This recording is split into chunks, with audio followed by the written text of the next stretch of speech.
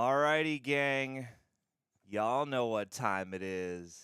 12:10. It's PST. 12:10 PST. We're here for clock check. But more importantly, it's time for a mic check. It's time for a clock check. It's time to check in with you beautiful citizens of the Reject Nation. How you doing, gang? Still waiting in the chat. You guys know what to do. This is your role. This is how we know we're live, is if you can hear us, because we got sound waves on this end. Sometimes you can't hear us. We and then need we're fools. life. We got a hello there, which is close. Hello there. We out here. We Corey out here. Ross All lets right, us Corey know. Ross is in the chat. Such a nice guy. Like Christian Unpronounceable has been Dude. here like since the thing went public. here in New Rockstars doing the work. He is just just Christian. out there in these Covering the internet bases. streets. Hells Through yeah. Yari. Jack loves us both. We're doing lives. I assume that means they can hear us. AJ Christian Bristol. is saying live. I think we got audio. All right. And Christian, thank you so much, first and foremost, for kicking off the super chats. We're going to get to those ASAP after we do a couple headline stories, because it's time for the movie news of the week. But as always, we don't end a stream until we've read all the super chats and all the stream labs. Those are the best ways to send in a question you want guaranteed to be addressed and picked apart and expounded upon. Or if you just want to leave a comment, you want to tell Coy how buff and svelte he's looking today. He's getting back. I couldn't go to the gym for 7 weeks because I got so sick. 7 weeks is, I think, the longest in my adult life that by not my choosing. Sometimes, hey, you just have fat months. But this time, doctor's orders. And boy, dark times. You got prescribed lethargy. No. Yeah, I got prescribed. No, Yeah. thank you. I was on 3 different steroids and 2 antibiotics, and they were like, don't tempt fate. And I was like, man, I missed the gym. So now we're back. 4 workouts in to a new regimen. Back. All right, 4 workouts in. Leave a like for those 4 workouts. It definitely helps with the replay value of these streams, as well as just engage in being in the chat. If you want to leave a comment on the video version of this, that's a great idea as well. And yeah, like I said, super chats are open for the time being. We will close those off toward the end so we can make sure that we get y'all in. There's also the Streamlabs link, which is pinned up above, and you know, they take a little bit less off the top of that, but really anywhere and everywhere you guys feel compelled to contribute is super, super, super appreciated. It keeps these streams alive, as well as your energies. Also, just a quick little bit of housekeeping up at the top. Teas like these are available at rejectnationshop.com. And also, Coy and I have been covering a little show.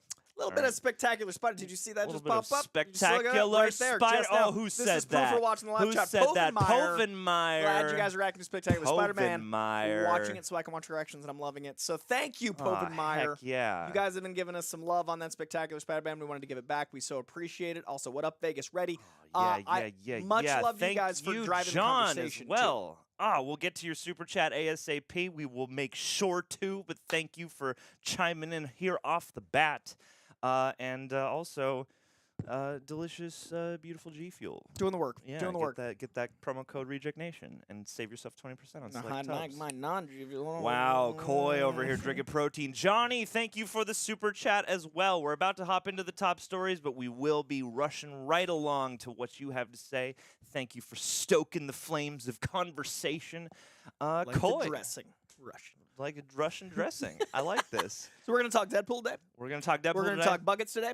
We're going to talk Avengers 5 today. We're going to talk Avengers 5. We're going to talk Giancarlo Esposito. Oh, most certainly. So what do you want to kick it off with? I think, Coy, we got to kick it off with, I feel like the top line story of the week has been Avengers 5 circling helicopter above his home. Shawn Levy, however you say his name, to potentially direct, suggesting a heaping helping of faith in Deadpool and Wolverine. But what do you think of this, Coy? I think this is a few great things. One of which, this shows that if the rumors are true that it has 60 characters, I have faith because I think this man is going to be juggling about that many characters in Deadpool and Wolverine. Sure. 2, I do think this is inside studio conversation faith in a giant property because I don't think a movie has ever had this much weight on it in a lot of different ways.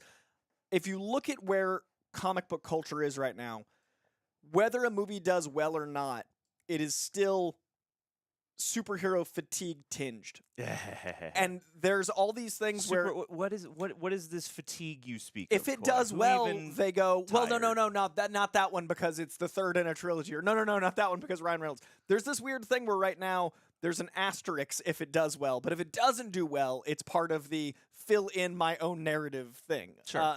Last year, 2023, the year of supposed superhero fatigue, 3 out of the 10 highest grossing films were superhero films. Sure. And that was the year of fatigue.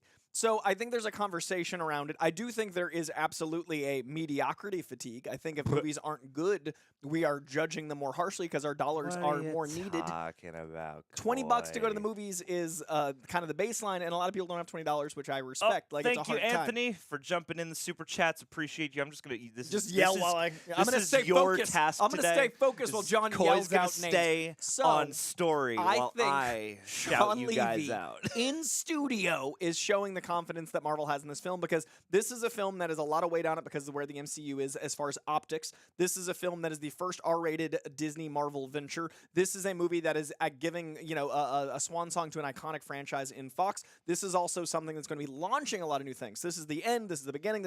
So Shawn Levy's got a lot of weight on his shoulders, to put it very lightly. And I would argue this and Superman are the two most impactful pieces of superhero cinema since Dark Knight and Iron Man as far as importance. Now, we haven't had anything since 2008 that was this important, and Iron Man had the benefit of not needing to be as important. Iron Man was like, let's see what happens and launch a universe, but it didn't know how important it was going to be. Sure. Deadpool does, and then likewise, James Gunn's situation with Superman does. Shawn Levy coming out of Real Steel, coming out of Stranger Things, coming out of producing some of the best stuff out there. I know it's popular to not like things after they've been out for 6 months. Right. I personally still enjoy Free Guy and Adam Project quite a bit. I think Shawn Levy is... Thank you so much for the Super Jacob. You're my Super job to Jacob pause in now. between. Super Jacob. Is also the balance of heart with spectacle. If you look at Free Guy, that movie still maintains a lot of heart, even though it's the shiniest thing about VR and the future and NPCs and all those things. Adam Project is a full-on sci-fi, but it's got that Amblin feel. Stranger Things does not have any right to have as much heart as it does, considering it was like this crazy concept that became the biggest Netflix thing. And then Real Steel is literally a Rock'em Sock'em Robots movie. It should not be as good as it is. So Shawn Levy is kind of the guy for zhuzhing up these franchises. So I think he's an absolutely great choice for Avengers 5. Sight unseen with Deadpool. Even if he wasn't on Deadpool, I would be like, oh, that's a great idea. Ironically, he's been my pull for an X-Men movie for about 10 years. Once he got Stranger Things like 7 years ago, I was like, what if that was the tone? Like, a group of kids go a little New Mutancy. But either way, Shawn Levy, I'm a huge fan of. And I'm very aware of his presence in watching the culture, kind of like Kevin Feige does, which I think is also very important. I think a lot of the directors are directors for hire, and then they do their thing, but then it doesn't feel like they're part of the conversation. Sure. Like, I feel like Shawn Levy is a guy that goes to the cons and actually enjoys it. I feel like he's a guy that actually reads the message boards. I feel like he's a guy that just followed me on Instagram this week. So clearly he watches a lot of stuff. Okay. So literally I've been doing Deadpool content for years. It's how my career got started. To be totally honest, Deadpool is the reason I'm sitting in this chair. And I think he's seen enough that he only follows 120 something people. He just followed me this week. So I did something this week that he was. So he's plugged in. Okay. So also shameless name drop. I was so excited. I saw that and I was like, I'm so honored. Like, thank you. He follows the actors he works with and 5 people in me. So you are the special. I chosen one. I felt like I'm the Deadpool guy now, though. Like I felt like I got knighted. Yeah, you could be one of the 60 characters potentially appearing in Avengers 5. Let me be an obscure Deadpool core member, dude. Deadpool, Koi Pool. Yeah, Koi Pool. Koi Pool at long last. Hashtag it. I like that. I'm a big old fan of Shawn Levy. There's actually a video I did over at, not to plug another channel, but there's a video I did for Rotten Tomatoes /Fandango describing how we got to Deadpool and Wolverine over a 10-year saga.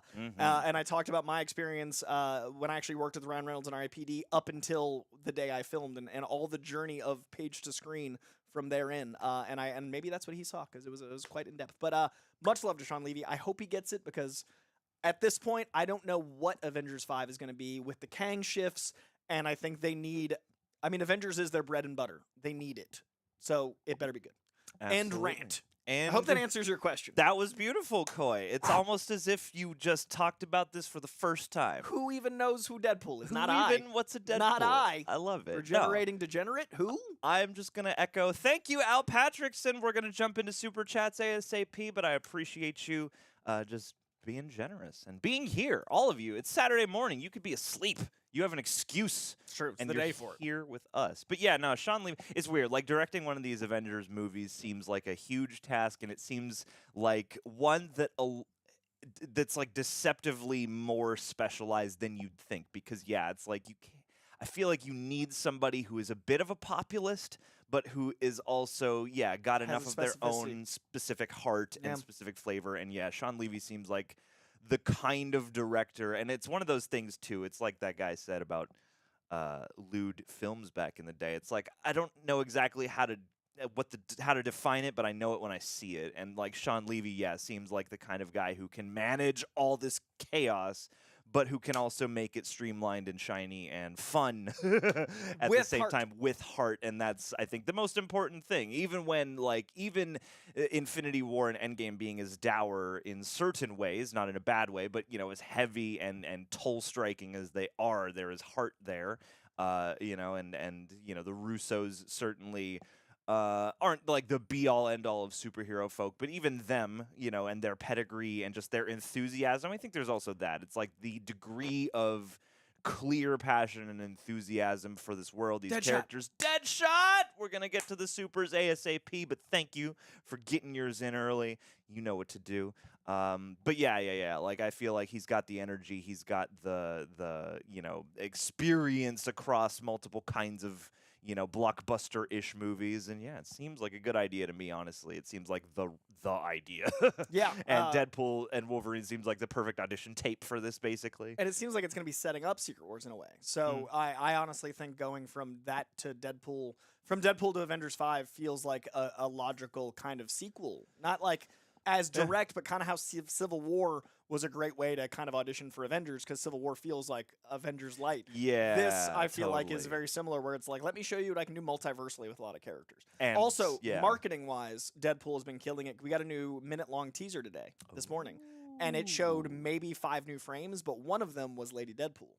So marketing has been great, because it's blink if you miss it. It is new. The rest is stuff you've seen, but like, oh, now that's something to talk about. So also, love to the chat. Everyone in the live chat saying the interviews.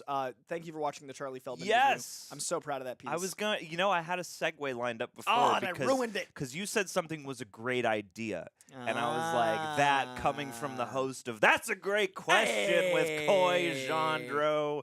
Yes, the Charlie Feldman interview is up, and that was such a fun experience. I'm so proud of it. Like, it's Me too. It's an hour and a half. It's your interview, but setting up the cameras and stuff. I couldn't have done it without you. There are improvements that we can make, but given the time and stuff that we had, I'm proud of the way it looked. It also, the reason it feels such a comfortable interview is because it was all at Sunset. Like, I will give full credit to you. Like, if you weren't there, it wouldn't have been like friends on set making something that everyone was comfortable in. So if you guys haven't checked it out, Charlie Feldman and I have known each other for about a decade. And they just happen to be the writer or the head writer, one of the big writers.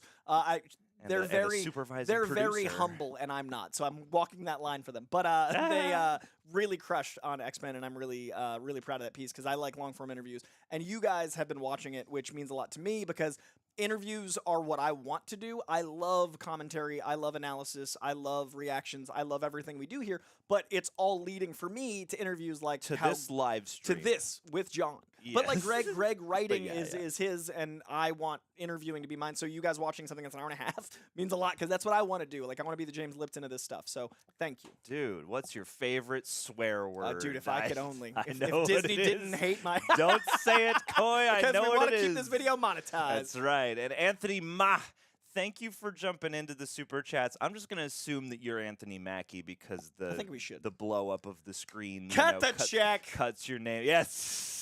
We got it ready. It's in the mail. All right. But we got more Marvel news to discuss before we hop. It's been a Marvel heavy week. It's been a marvelous week. There's been some Lanterns, Dude, the Lanterns news. Hopefully someone in the super chat wants to talk about Lanterns. They have stuff to say. Okay. I mean, it's on my short list, and then I have like a backup list of just like other random news items things that have. It's been a newsy kind of a week. But yes, Avengers 5, as yet currently untitled, is said to be featuring upwards of 60 MCU characters. Coy, what does this mean? This means that everyone and their mother and anyone that's been a role briefly could potentially assemble. I think this is very much like a splash page where there'll be a lot of scenes with a lot of people, but not a lot of scenes with all of them talking. Like, I think it'll be, they big, said epic, ensemble wides. piece. Yeah, I think it'll have, and I'm like, what does that mean? 20 leads? Like, you know what I mean? Like, I think that's, still a lot, but, like, I feel like 20 leads, like an Ocean's film, and then, 20 supporting, and then 20 one-liners. Like, it's gonna be epic if the 60 is true. But also, if you look at, the average ensemble, not the average movie, but the average, ensemble, there's probably, 30 real cast members. So this is double that, but it's also not unattainable if they balance it well. But also, at the end of the day, how do you keep escalating, right? Like, you're, at this point, to go from Endgame, where do you go bigger? And that's why I think they will inevitably bring back Downey Jr. because I personally see that I did that with the dude. What a segue with Downey. Coy. I personally, what a segue. I don't want Downey, Chris Evans, or Scarlett Johansson to come back, not because I don't love those characters, but because I do love those characters. I think to have the impact of the ending, even if you bring them back as variants, the human mind doesn't go, that's Downey Jr.'s variant. It goes, that's Downey Jr. as Tony Stark that I've lived with for 15 years. Yes. There's no reality. It's Downey Jr. in the MCU. Yeah, you're not going to go like, oh, he's got a different mustache. That's a different man. Like, there's no reality where you don't perceive that. Look at everyone watching actors play other roles in movies and still going like, that's Oppenheimer starring Iron Man. Like, it's still the thing. So, personally, I like that we got a beautiful arc with Iron Man. Personally, I like that we had some closure for Scarlett Johansson. I would like that to stay that way, so there is weight to these characters and his weight to death. I know that's not going to happen. Talking about, I know they're coming back. Come on, man. We need to crank this until they're dead, and then we need to AI resurrect their corpses, man. Ironically, that's probably the storyline for Tony Stark. You can bring him back as an AI in her suit in Ironheart. That's one of the storylines.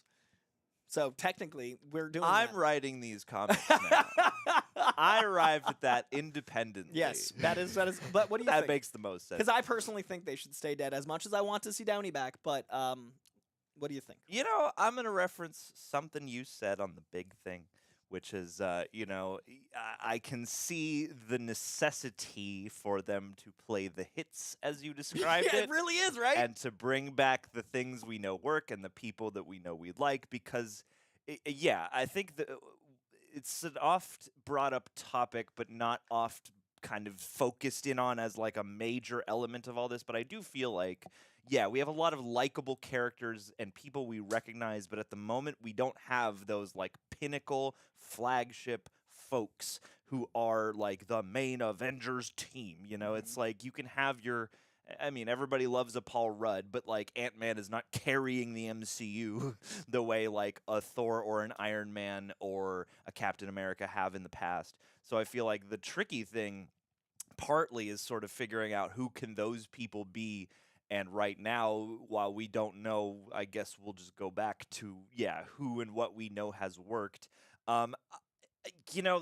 Because of all the stuff with Deadpool and Wolverine and Kevin Feige even being like, we don't want to, tarnish the bow that we put on this story and the arc of this character. I am curious about how they'll handle any returns because I would have to hope and assume that the same mentality would apply here.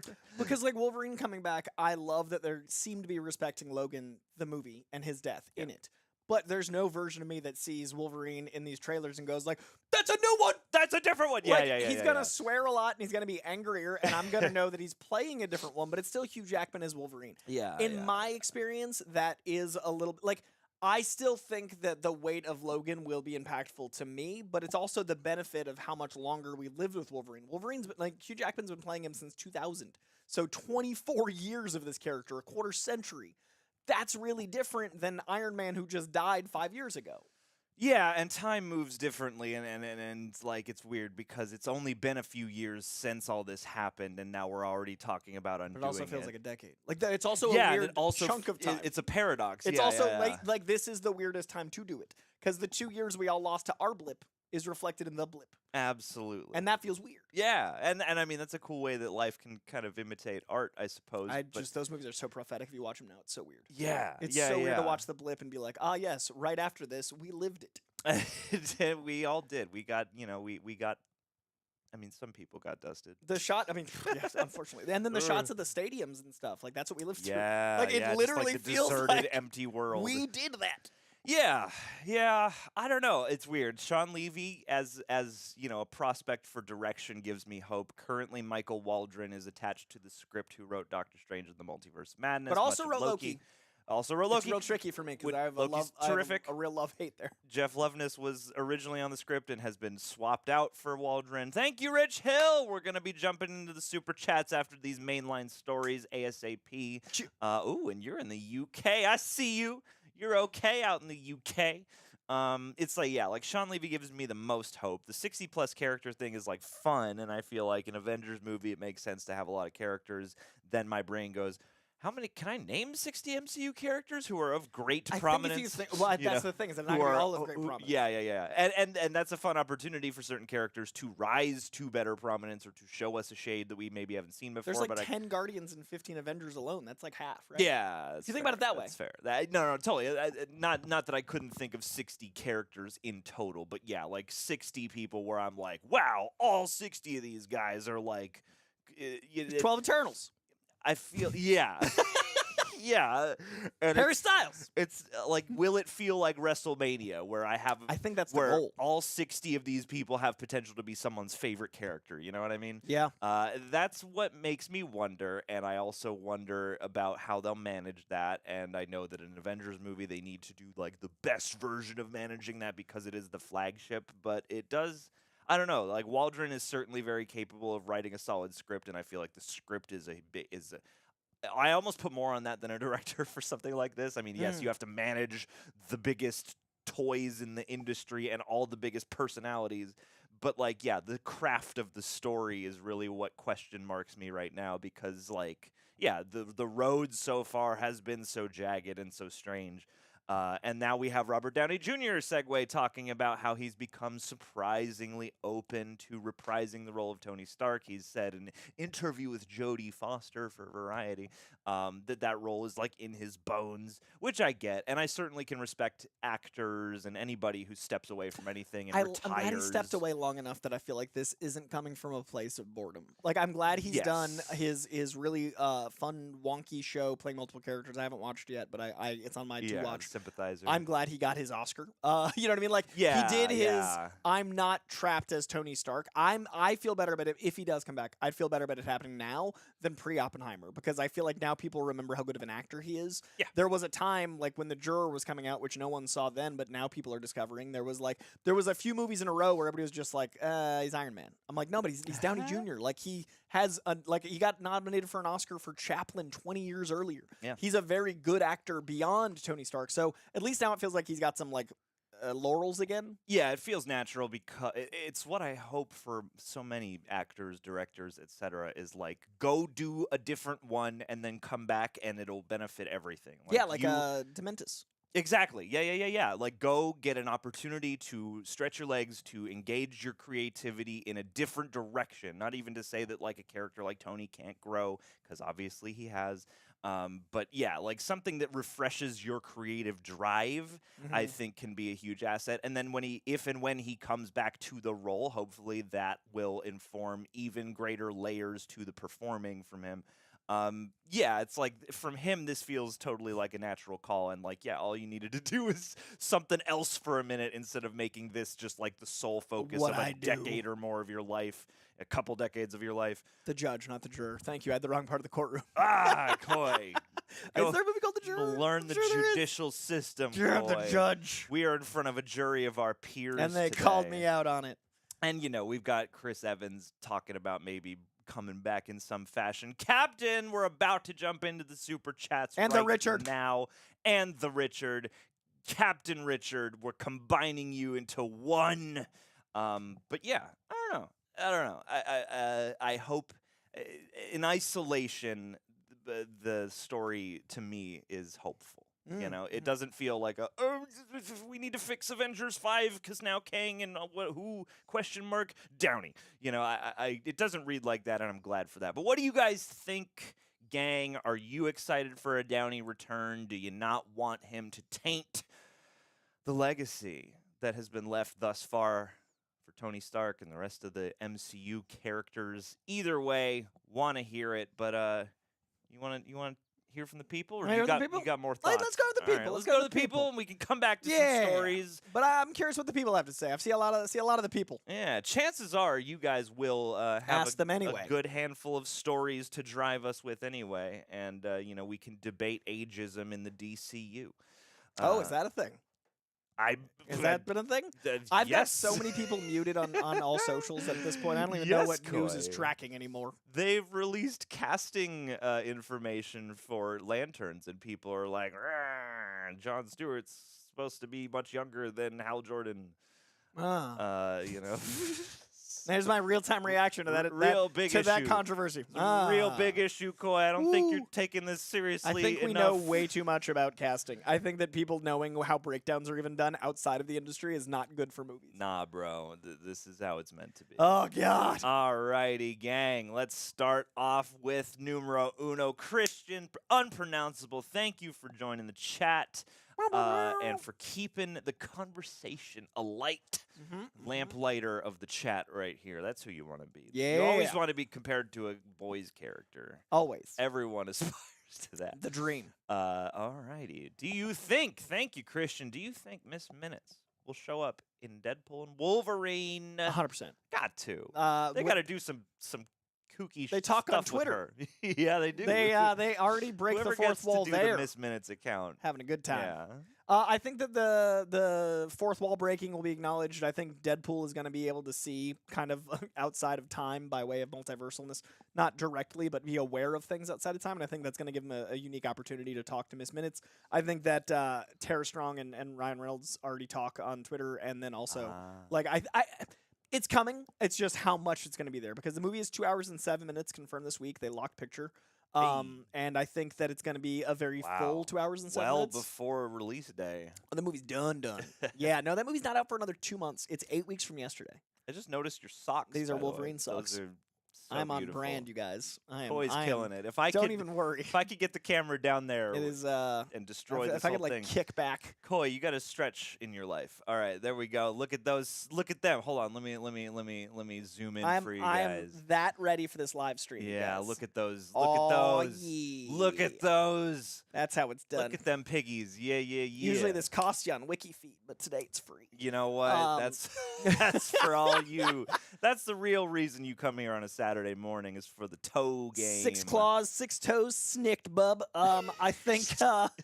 Yeah, I think it's inevitable. I think it's going to be funny, and I think it's going to also drive the narrative. I think Miss Minutes will actually have some plot purpose too. Absolutely. I feel like that's what I'm hoping for with Deadpool and Wolverine more than anything, is that there are wacky cameos and all sorts of stuff, but that they actually have some kind of greater purpose, or some of them Most of them, I think, will. Yeah. I think there's going to be some cameo fodder, but I think that, the Shawn Levy heart of it all. I really think he cares. Yeah, and I feel like this is the place where you would do the wacky, but you would also, subvert expectations by actually, making use and earning all that stuff. Agreed. Instead of just going with, hey. How cool is that? It's smarter than that. We need a better, as much as that interlude with the Illuminati was quite striking, even in Multiverse of Madness, that sort of felt like, hey. Yeah, and the weight didn't really, we just met them. Yeah, exactly. And I think this will be smarter than that. Brenton Osborne in the chat wants to see Thomas Jane's Punisher in the Multiverse Saga somehow, and I agree. I would love that, but I think he just confirmed actually to Christian Harloff that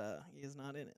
I don't believe anyone saying things who says that ever at all now. Fair. That's fair. It is an interview of sorts, so you're not wrong. I do not take that with any salt. I take it with a mountain of punishing salt. Yeah, I take that with a Himalayan crystal. John Bean. Thank you, John. Thank you, John. John Bean has a no-death clause in his contract now. Very smart. Because John Bean has died in so many movies. So many. Thank you for contributing to the Super Chat, for guiding our convo. Yes. What cameos do y'all hope for in Deadpool and Wolverine? I want Greg, and Greg often brings this character up. I love this character as well. I think they should bring what was Thor's roommate's name? Was it Darren or Daryl? Daryl. I think it was Daryl. We need Daryl. I think that's a who good one. That's a fun one. I like that. Daryl. Selfishly, and it's not going to happen. The one I want won't happen, but I really would love an Eternals joke in there, and I want to see Barry Keoghan. I just love Barry. Sure. But there's 60+ characters. They could bring an Eternal. Eternal. Barry's coming in Avengers. They gotta for have sure. an Eternal. That's true. Yeah. That said, I forget we're talking about two the other things. giant movie. Yeah, this is like 50 characters, not 60. I think we're gonna get. I think the one I'm most excited about is the prospect of characters that were cast but never got to play the characters. So Channing Tatum as Gambit is my big one. Hey. I think that's a really fun idea. I think multiversally, I think he's the only character that. Basically, yeah. Hey, Matt Sanders. We'll get there. Yeah, we'll get there. I've got a popcorn bucket graphic. It's real good. But I think that the stage was literally set at Hall H for the next wave of X-Men stuff before the merger. Snap. And the only actor on that stage, it's literally like the entire Fox universe. And Channing Tatum's wearing a Gambit shirt, and that's the closest he got. Like he learned the accent. He was learning bow fighting. He was like. Dude was in and like developed this movie forever, and literally the photo haunts me that it's like McAvoy next to Ryan Reynolds, next to Stan Lee, Channing Tatum, and then it's like Channing never got to. So for him, I want Channing Tatum. Okay. That's my big one. You know what else I hope for is I want a Luis cameo. That's fun. In the dead just narrating Ant-Man off scene. Yeah. Like I want to see Luis is somewhere in that environment, clearly affected by the fact that he's in a giant dead Scott, but still given his recaps. His big, of what happened to get us there. Oh, that's in fun. a more world-weary kind of way, but still. He was very missed in Ant-Man 3. He was incredibly missed in Ant-Man 3, as was, the rest of the crew. David Dastmalchian, T.I. All those so people. funny that T.I.'s in the MCU. I know. T.I.P. coming straight for the VIP. It's crazy. I just never would have thought Rubber Band Man would be an essential part. Like trap music is canon in the MCU. We gotta have some cool tunes, man. There's gotta be some people supplying the heroes with bops. Yeah. All right. I saw somebody ask for some Andrew Garfield project news. I don't know if he's returning for anything, but he's got A Life of Jesus, After the Hunt, Voyagers, The Magic Faraway Tree, and We Live in Time upcoming on his IMDb. So. We Live in Time is one of my top 20 most anticipated of the year. What is that, Coy? It is a rom-com with him and Florence Pugh. Ooh, okay. I'm a big old Garfield fan. I want to see him in Love. Okay.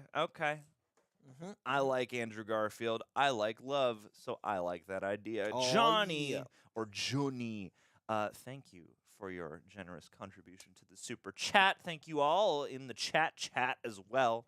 And hey, if you leave a like on this video, we will like you in real life. We do like you. Yeah, we already do like We'd like even more. What's good with you, John, in the chat, John? John says, for Coy. That's very Oh, dude, take it away. On your channel. Oh, thanks. I have a channel. Follow me and my name. Follow Coy Jandro on YouTube. I'm past 26K this week. I'm very proud of that. You should do weekly reviews and predictions theories of The Boys Season 4 and a ranking of the seasons. Ooh. Johnny, Ooh. I am doing The Acolyte. I am doing as well The Bear. I am considering doing The House of the Dragon.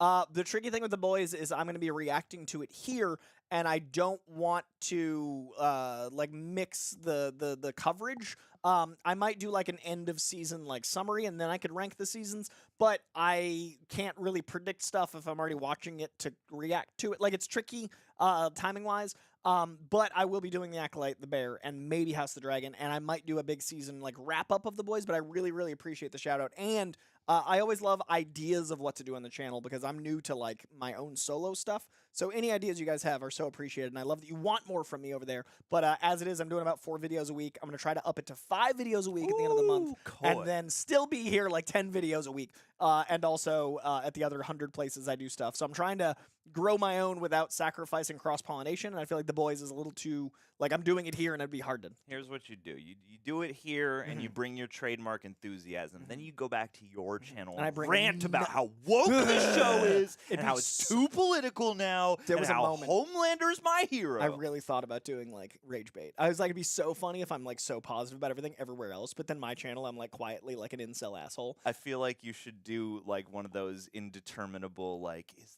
this serious or is this a joke? Like a Truman Show, not Truman Show, like a Charlie Kaufman-esque, like just absurdism. Yeah. Because it'd be so fun to play the character of the worst kind of interneter. Do like, your Colbert Report. That's exactly. And like, cause like I know so many people that have bought houses off of like the Johnny Depp Amber Heard trial and stuff that I'd never cover. And That's it'd be who so I hope funny. appears in Deadpool 3, Coy, is the both Amber of Heard's them. poop.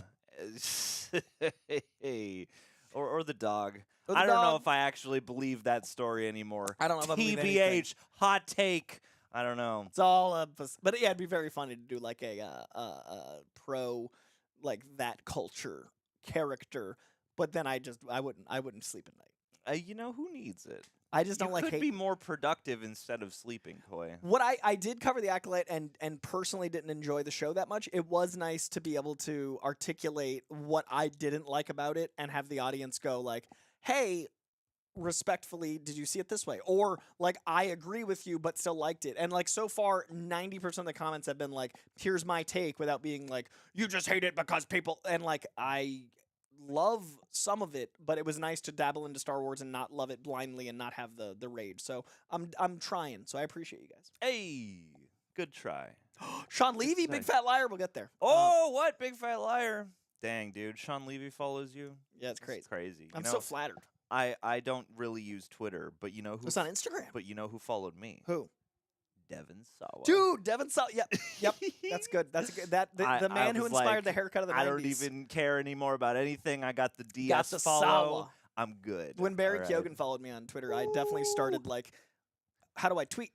What do we think of this? What do I do? Tweet, just like tweet. certain people that are like, I'm aware that they're following me, so what do I? Tweets aggressively in Irish. Yeah, exactly. Like, let me speak. Let me say feckin' more. Hey, there you go. It's a way to get around. Just the you know, ad feckin's like an actual different swear than like it's actually like a different contextually different. Wow. Like feck is a different. It's a softer.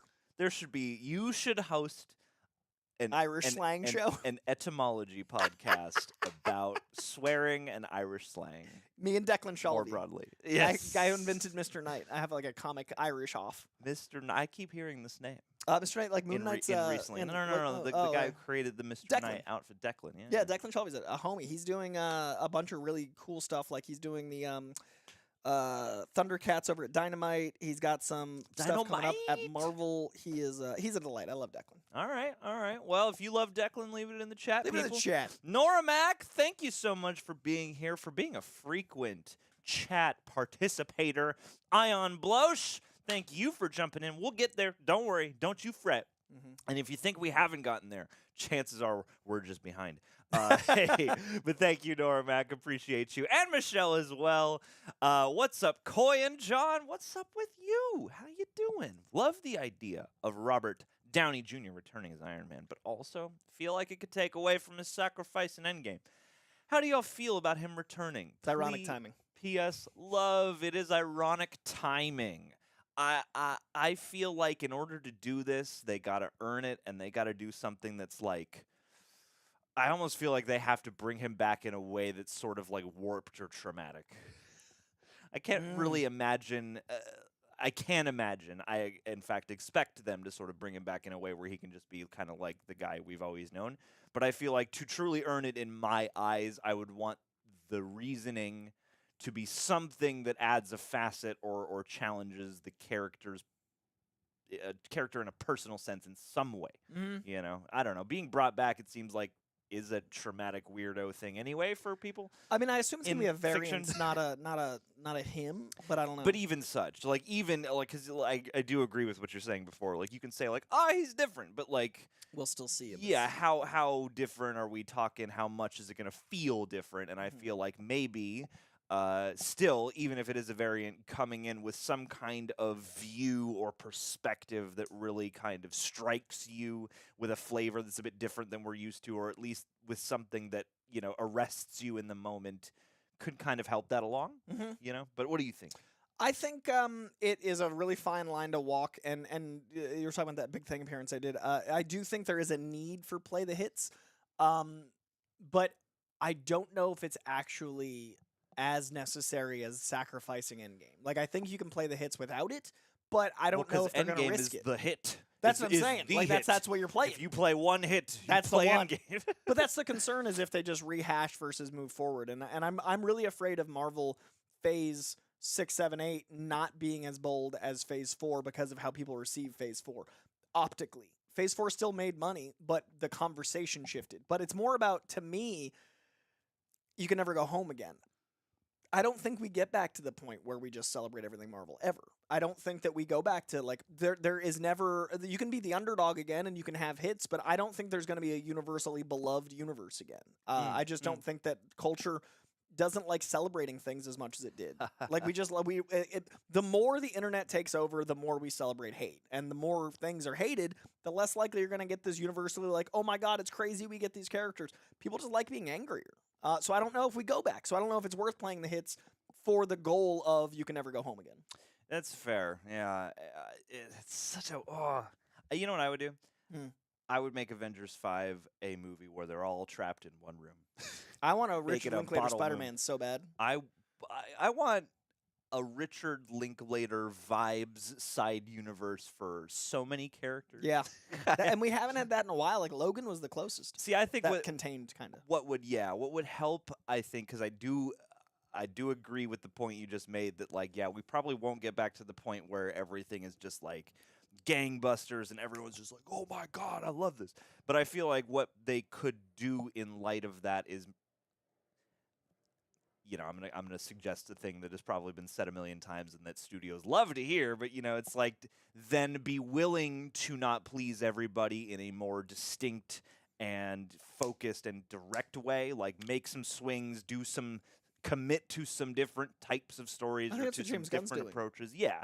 And don't go for as much of like we gotta swing. Like, I get it. These movies are expensive. We gotta swing as wide as possible. But in a post-The Creator, post-Godzilla -1 world, I think it's becoming slightly more apparent that with proper planning, and somebody in the chat actually, and shout yourself back out so I can give you credit, hopefully, if we can catch it, kind of mentioned that, oh god, no, it's leaving my mind. Somebody mentioned that, okay, yeah.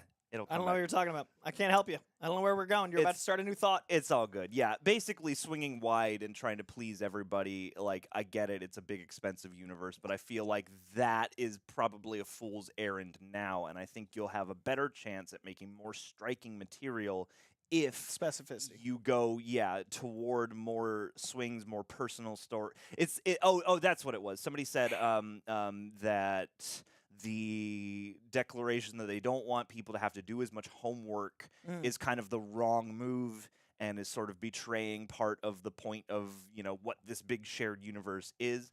And I can kind of understand that point too, and I do think that there is a fun and a unique reward in following along with that stuff and recognizing it and everything.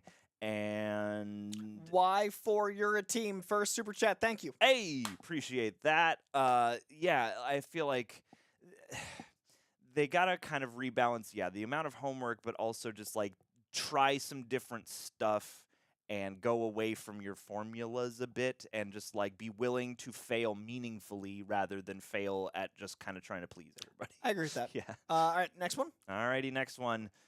Good keeping us on track, Coy. Focused. Anthony Manzano. Woo! MOB. The rumors are they're going to change Kang Dynasty to Eternity War. Thoughts? Do you think Eternity... Oh, it's a little bit of a double. I think it was a copy and paste situation. Guys Dynasty to Eternity War thoughts, guys. We got those thoughts. Guys Dynasty. Let's see. I think that Eternity War is a bit heady for where they need to go. Actually, it ties into what John was just saying. I think that there is an element of trying to get everyone back on their side that is perhaps short-sighted, but is necessary depending on how budgets go. I think Avengers is kind of a catch-all for everyone. I think it is universally appealing. But I think certain things like Eternity War might be a bit too cosmic, might be a bit too much homework. I don't think Kang Dynasty is the move, obviously, since they've, changed the title and also lost. Bring him back. But I do think that they set some breadcrumbs that we haven't seen flowered yet. So, what's that going to look like? I think, honestly, Kang will be a factor still, but I think that the idea of Kang was to set up Doom, in my opinion. And I still think you need to have Doom be introduced in a powerful way. So maybe we get a Kang variant. It's not the Kang Dynasty, but then we still see how easily Doom trounces Kang, and that moves the story along. But we'll see. Are there any odds that they just go straight to Doom now? I think there's a chance. I just don't think... I don't know. I don't know if you can introduce him in a way that feels powerful enough without showing, we've built this character up to show how powerful he is, and now look how easily he's trounced. Yeah. Always the bigger fish thing. I think you need that with Doom. We'll see. That's fair. Yeah, I don't know. It's going to be real interesting to see, because also I keep, in looking up these stories for today, I was like, oh yeah, it is just Avengers 5 now. Mm-hmm. And Secret Wars lies beyond that, so I'm like, what even... That's what I'm saying. What even they is Kang, and now it's 60 characters, but not Kang? It's going to be 60 Kang variants. Yeah. It's going to be back just in that all Kangs. in just that SNL, Coliseum. Yeah, totally. That's what we need. Thank you, Anthony. Appreciate the cue. Eternity War. Give me a log line.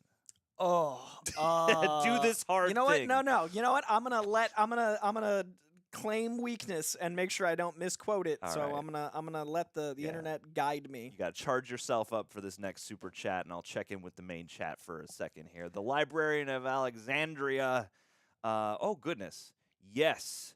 I just jumped back in right at a very real moment, but yes, tragedy is happening in the world. How do I even summarize it? Okay, let me tell you why it's hard to summarize. So this is from the Ultimates comics, which is a very heady Hickman comic.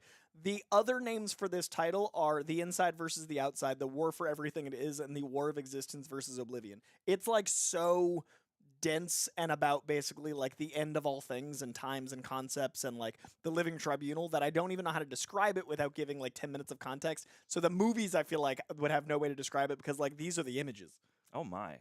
Cool. So it's awesome. I would love to see something like these cosmic images. But I don't think that would be attainable for where they need to go to get people back on board. Absolutely. That makes sense. Do you think we will have the Eternal finally acknowledged in Deadpool? I think so because of Love and Thunder making it so serious in a movie that was so comedic. I think it'd be kind of fun for Deadpool to acknowledge it. I think we'll get some conceptual thoughts for sure. Okay. I just saw a super chat come in. I'm very excited to get to. But first, I am more excited in this moment because we're about to read this next one. Jacob Beach, Coy. Thank you for contributing, and thank you for zooming in on the man. In fact, I'm going to zoom in on your face for this question, Coy, so get ready. It's all you, baby. You're so money. And to zoom in on you, I have to zoom in on me. Coy! Yes. Needs some Gambit comic recs. Read a lot of the 1993 stuff. Got. And the Rogue and Gambit miniseries. Got it. What would you have me read next? And happy Saturday, fellas. I'm also on Saturday, so thank you.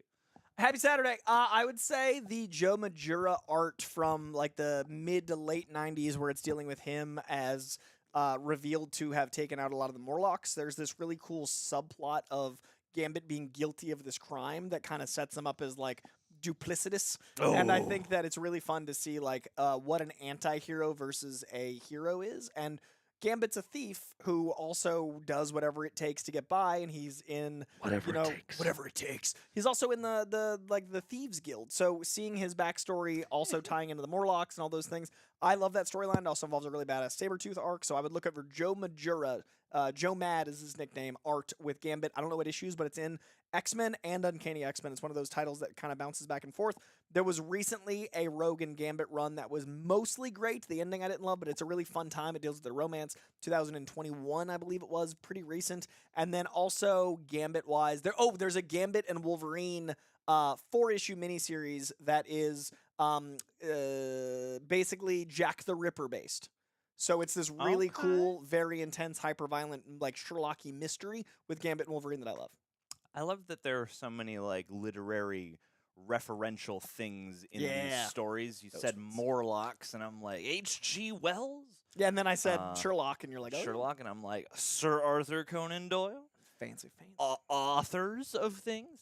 Good recs, man. Those I appreciate those Off the recs. dome. I will read some of them, too. Hey, I have such a stack of comics at home now. I'll be doing Deadpool Rex leading up to the new one for sure. Oh, you best believe. believe. A lot of fun stuff. Tune in and follow at Koi Jandro on YouTube. Mayank Rananavare, thank you for joining in the chat. Shouts out to you all the way out in India, I believe. Hey, Koi and John. That's us. Hey. With Giancarlo. Hey, that's right. Another top-line news story. Good segue. With Giancarlo Esposito cast in Captain America: Brave New World. I almost thought that was Bare Naked Ladies, but then that's an L, not a W. It would be Bare Naked Women. It'd be, yep, as a villain. Will he be Henry Girick or someone new revealed to be Beyonder Koi? I think he's going to be Bushmaster, actually. I think Bushmaster, he's a big... From Luke Cage? Kind of, yeah. But it's a big Moon Knight villain. He's a mercenary. He is very cold-blooded. He's very intense. I think that people decided in post-Breaking Bad world that Giancarlo can't be happy, so they want to cast him as another heartless, cold villain. I personally want to see the Do the Right Thing Giancarlo Esposito come back. I miss fun 90s Giancarlo. You don't like him being typecast as one kind of role nowadays? One type of role. Like, not only is he typecast, but Gus Fring was at least, like, had multitudes. Now he's been cast as a non-multitudinal Gus Fring. Like, let's take Gus Fring and flatten him.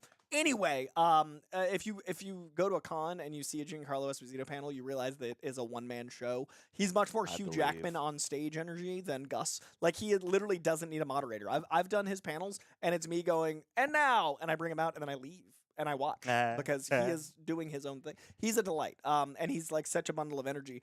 That said, I think he's going to end up playing someone like Bushmaster, if not Bushmaster. And I do think it's going to be someone just asked if he's going to be Moon Knight Season 2. Yeah, I think it's going to be moving forward a villain that appears again, because you don't waste Giancarlo, hopefully. Hopefully. But I don't think he'd be the right fit for the Beyonder in the way he's fan cast. I think he'd be a great fit for the Beyonder if it was casting the guy. Like, I would love that. But I don't think the Marvel casting would cast him against type, which is his new type, unfortunately. I wish they would. They do, man. He's so take fun. some swing. That guy's so fun. And it's not even a swing because we know he's good at other stuff. Yeah. I guess it's like when people were like, "Oh, cast Bryan Cranston as Lex Luthor." I was like, "Yes, I can see that. I can see it." Right. But he's also Hal from Malcolm in the Middle. Wouldn't be that surprised anymore. And there's no more Hal though. That's the thing. It's like he was Hal for so long, and I don't begrudge him not being Hal anymore. But I'm like, every so often, like that James Franco rom-com, he pops up as like a that's what we need. That's what we need. That's what we need. James Franco is some more James Franco. Oh boy. Oh boy. I hope they use him in a way where he can, stretch his legs and make multiple appearances, and that's going to at least in some way engage in another aspect of his repertoire and not just rely on the thing we know he's good at that we like. I just want these movies to surprise me a little bit. That's all. Same. That's all. Hey, Al Patrickson. Like that. That's a very pleasant name. Thank you for contributing to the chat. If Avengers 5 is being changed from Kang Dynasty to Avengers vs. X-Men, time runs out. To resolve the Marvels end credits tag, Shawn Levy doing it fits. If it does end up being, I think the original plan had been to do Avengers vs. X-Men as an Avengers 6 or 7, but I think that the Kang element kind of moved that around. I could see it being Avengers versus X-Men, like the OG X-Men, versus what I thought it was going to be, which is Avengers versus the new X-Men. So it'd be like 5 years down, and you'd set up the new X-Men, and then you'd kind of like switch power from Avengers to X-Men that way, but now I feel like it's switching power from Avengers to X-Men in reverse, where it's going to be the old X-Men versus our, standard Avengers, and then maybe bring in new X-Men that are hated and feared. That said, Shawn Levy absolutely would fit either one of those. I don't know if we're going to get that as soon as 3 years from now, but time will tell. I think Shawn Levy's great for any ensemble, though. Absolutely. Real quick, I will throw it out to the chat for a moment because there has been the discussion percolating, and free Palestine, ceasefire. That would be a nice thing for the world. Don't kill kids. I am certainly not the expert. I do my best to keep up with the ever-evolving situation, and I, never feel equipped enough. But suffice it to say, there's cruelty and wanton violence happening across the world, kind of at all times at the moment, which is very surreal to exist removed from and simultaneously kind of in the world with. And it doesn't seem like either government is any government. Any of our governments are doing the right either, thing. I'd say any. And innocent people.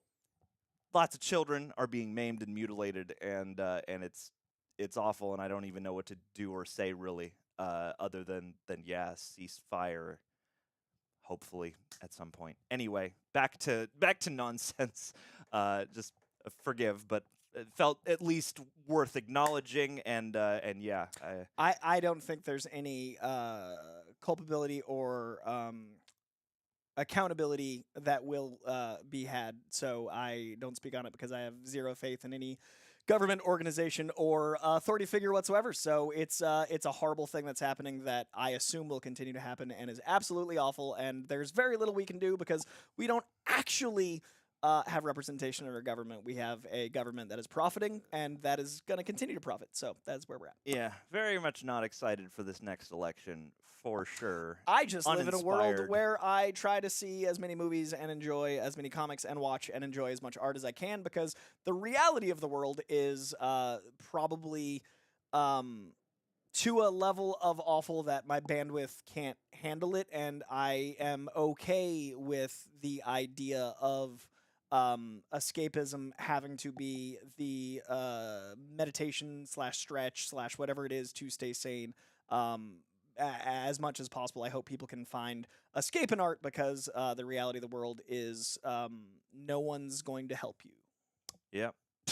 In any direction, in any country, in any way. It is all about profit, and it's all about how you can make your individual life better to the people that are in power, and that's why they got in power, and that's why they want the power. They're not doing anything for you. Yeah, it doesn't feel like the good of people and average citizens is really on the mind of anyone. Most governing bodies. And I mean, we got tons of Jewish friends, and the Jewish folks of the world certainly deserve a place to call home and be safely kind of, protected within, but also just this back and forth of wanton cruelty is like, I'm losing the line between like who's to, it's all a big mess. And, yeah, bring Trump back so we have no rights. Great idea. Oh boy! All right, let's go back. Let's leave there before we go down a rabbit hole that we are unqualified to tread. Yeah, Project 2025 is going to be great for any women or people of color or anyone that doesn't look like me or John. That's a great move. Let's move on. Let the innocent people of the world live. Let the women and children and folks who just want to live their lives live their lives. Let's stop maiming and mutilating people. Let's stop dropping bombs on hospitals. Let's stop killing. And hey. Guys, apparently Deadpool Wolverine is the first Deadpool movie to have gore listed as many reasons for the R rating. Could this be more violent in Deadpool 1 and 2? Ask Deadshot, which I very, very much appreciate. Thank you, Deadshot. I am very curious about that because I didn't catch it. This is me learning in real time. That's another thing on our little list of news items. Side stories? Yes, the Deadpool official R rating is for strong, bloody violence, language throughout, gore, and sexual references. Ooh, I think gore is going to be an interesting note because of the claws and the swords, and I think there's actually going to probably be a fair amount of visceral, violent action, especially between these two leads. So that is exciting. I do think it's probably going to be more violent than Deadpool 1 or 2, which is funny because Deadpool 1. I was like, man, they made a Tarantino-esque violence. Like, there's those montages of hyper-violence in Deadpool 1.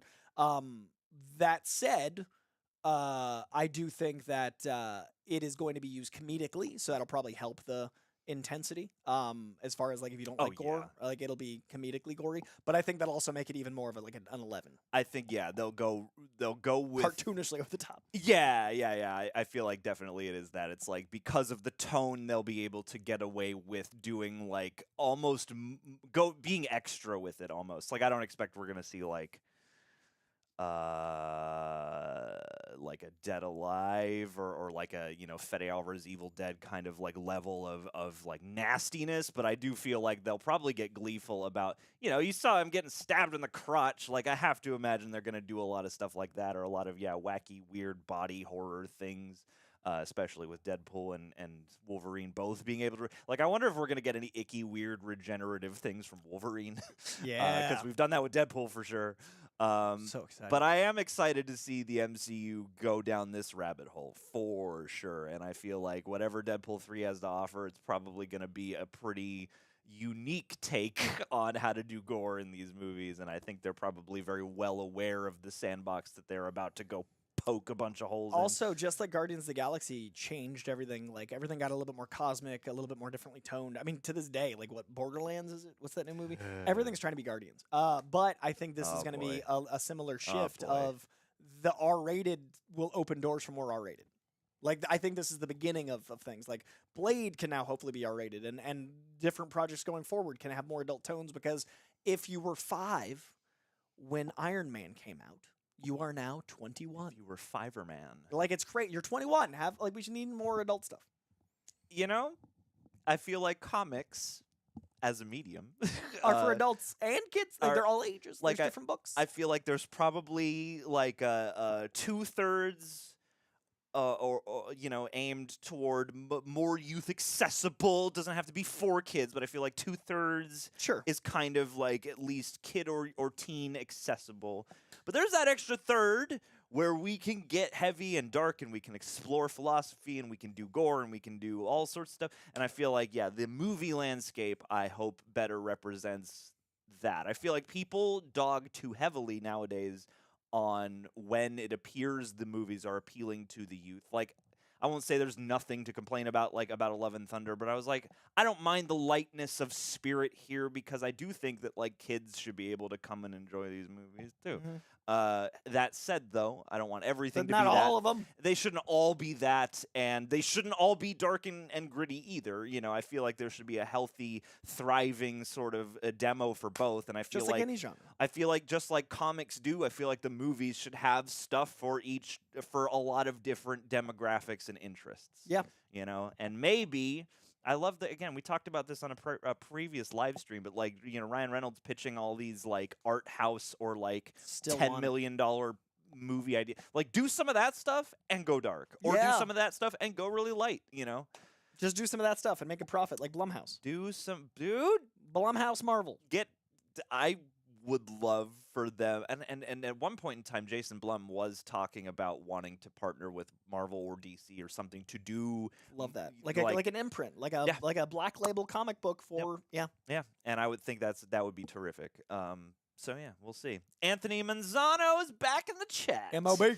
Coin Greg is the character century way. It's okay. I'm Greg today. What you don't realize is that Greg is just a muppet that I operate. I see. I've learned so much. Coy and Greg is the character century way too overpowered to even work in live action, and Greg is the character century way too overpowered to even work in live action. Greg? Anthony's got the double. You're drunk, Anthony, but we appreciate you, and this is a safe space. We'll hold your hair if you need it. We got you, bro. Take some Tylenol. Greg? Greg, take this away. Century, by the way, that's he spelled it Century like the time. It's SENTRY for the character. Just if you were wondering who he meant. It's like Pet Cemetery. Exactly. Right, I don't know if you know who Sentry is, but that's who I believe. Sentry. Sentry, I believe. Oh, Sentry. That's what I was saying. Gotcha. I have heard this name many times. We've probably talked a little bit about him. I was like, I got you. Yeah, he was going to be played by Steven Yeun, and now he's being played by Pullman's kid.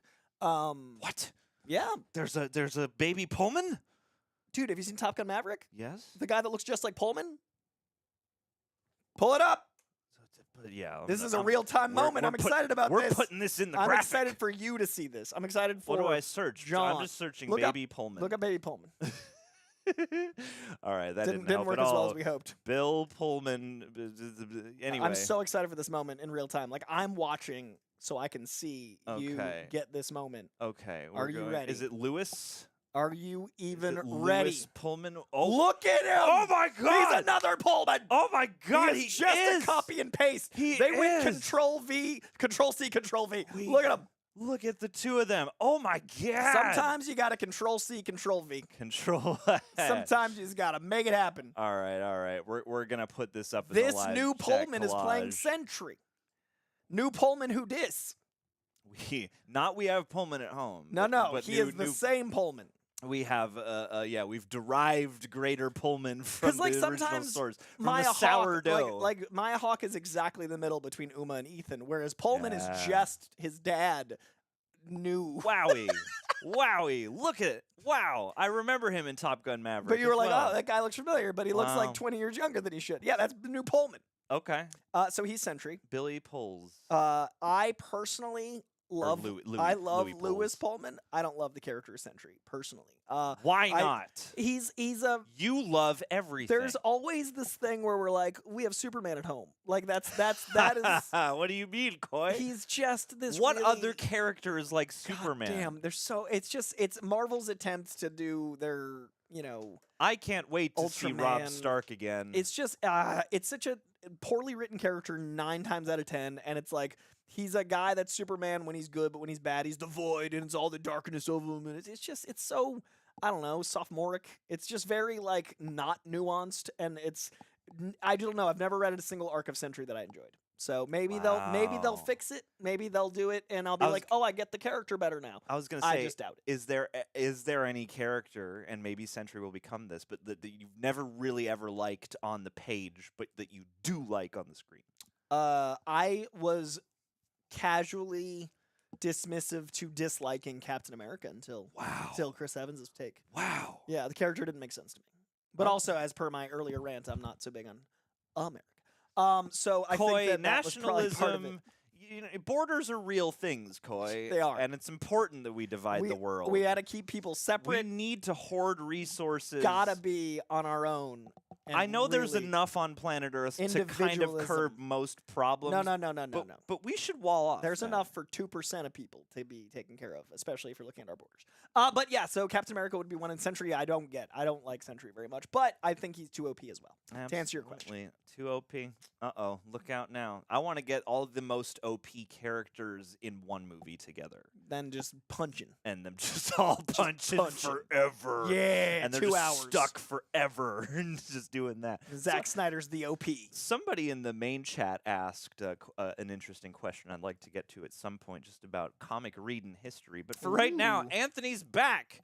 Anthony, you are holding it down going today. down, man. We appreciate you, MOB. And you're making me, Greg, the happiest boy today. Greg is stoked. Anthony says, with how Thor has been built in the MCU throughout his run, can they ruin King Thor or God King Thor storyline work? Would the okay, Coy? I'm enjoying. Is there a Ruin King or is it just King Thor? No. There. All of this is real. It's just I love the double. Decipher this. He doubled it at the end again. All right. With how Thor has been built in the MCU throughout his run, can the Ruin King Thor or God King Thor storyline work? It was the extra storyline work that made me laugh because we might have a drunk Anthony Manzano. I think the God King Thor could work, especially with Thor 5 going more serious. I do think they should go more Asgardian myth. I think they should go more Norse myth. My dream would be a Robert Eggers Thor. He would never do it because he wants to make his own IP, which I respect. I don't want Robert Eggers to be distracted for 3 years. Keep making weird shit. Thorthman. But that sort of thing, a Thorthman type vibe, all about it. That said, the second best option to that would be a George Miller Thor. Ooh, he's talking about it. Which could happen. I would so adore that. And a God King Thor with George Miller. Oh. That would be the only thing to make Furiosa not doing well acceptable. And because society did not support my boy. And that could be the bargaining chip he needs to make Wasteland. Right? If he does he makes Thor, a Billy off Thor 5, comes back. there's like, hey, where's my one for me now? Yeah, dude, I'm all let me about get that. one more Mad Max before and I then he shuffle makes an off the coil. Elseworld Justice World. I would. Oh yeah, that's He right. was so Because he close. had his Justice Within League. weeks from film. Wow, man. That's what I want. So it is possible in Lozano. I do think it's coming, and I would love it to be George Miller. The world is terrible in a lot of ways, but I'm glad to live on the George Miller timeline. Same. At least We shared the same era as George Miller, which I'll is something. take that, because cinema. Rich Hill, thanks for jumping in the chat. Shouts out to you in the UK. I remember. Good evening, gentlemen. The gentleman, Guy Ritchie. Guy Ritchie's. Hope you were well. Coy, my man. Could the Ooh. Good, the Bad, and the Ugly graphic novel storyline make its way to the MCU in some way? What do you think? Rich Hill. That is my favorite Deadpool story. Oh, Not only is it my favorite Deadpool story, guess who illustrated it? oh, Declan Shaw. Declan. hey, the Declan's man. back. Deck. It is written by Jerry Duggan. I believe Brian Posehn also did some work on it. The great stand-up comedian Brian Posehn. Jerry Duggan, one of the great Deadpool writers. That duo did about 100 issues of Deadpool, man. Jerry Duggan and Brian. It's fucking great. What I did learn recently from listening to you is just how prolific of a comics writer Brian Posehn is. Less like I assume a lot of comedians or a lot of like just well-known nerds have like done Dabbled. a comic somewhere. But yeah, he seems like he's like an actual comic. He's book writing writer. this book Grommets right now with Rick Remender, who did Deadly Class, and it's a skateboarding comic, and it's awesome. Yeah. But to answer your question, I do think if there was ever, actually, you know what? I'm gonna say something slightly sensational. Oh. I would argue. Oh. This has already been pitched. I think this was one of the smaller, like not $10 but $50 million pitches that Ryan had, because it involves Captain America, Wolverine, and Deadpool, and I feel like he was pitching a lot of like, what if we get Hugh back? This would have been one of the stories. This, if you've never read Deadpool, is a great place to pick up. It's a trade. It's a single trade paperback. Pick up this trade. It's 6 issues monthly, like if you bought them when I did. Okay. But it's one trade collected. It's just one issue. It's one, just like, one. what, 20 it's a one pages? shot. That's it. Actually, that said, Spider-Man's the kid who collected Spider-Man's only one issue. That iconic is one 22-page You comic. mean So the comic book that inspired the hit motion picture Spider-Man Lotus? yes, one comic. Wow. So hit motion picture. That said, Good, the Bad, and the Ugly. If you've never read Deadpool, highly recommend it. This would be something I'd love to see them adapt in a smaller way. I don't know how likely it is to happen with the Deadpool Assance that's happening, where they're going to be bigger and bigger and bigger. But this is something I would love. Declan Shalvey, Jerry Duggan, highly recommend it. Check it out. Dude, people are fighting over your love in the chat. They're fighting for your honor, Coy. That's right, man. You gotta. The Koi pond is strong. Yes, in my this people. Chat. Guys, follow me on my YouTube too. I want to grow it as well. Koi's YouTube It's channel. just as easy to follow 2 channels as one. Listen or watch the Spider-Man, the Spectacular Spider-Mans, With and us. go subscribe to the Koi Watch Jandro YouTube our channel. animation reactions. Watch my interviews. Do the stuff if you're feeling spicy. I appreciate you very much. Consume. They live. You know what I love in the MCU is a Keith David before there's no more Keith David on it. Dude, Keith David is one of my favorite interviews. Like, I love talking to that guy. Whenever I see Keith David, we have the weirdest talks about Spawn. Keith David and Tony Todd. What a duo. Bring him to the MCU. Keith David thinks I'm so weird because of how much I love Requiem for a Dream, and he does not hide it. He says, I'll say something on stage, and he'll make a joke about me loving Requiem on stage. I love Keith David. I've never seen Requiem. So comment if you want that. Holy crap! Comment if you want the most depressing. Dude, that might be the craziest reaction.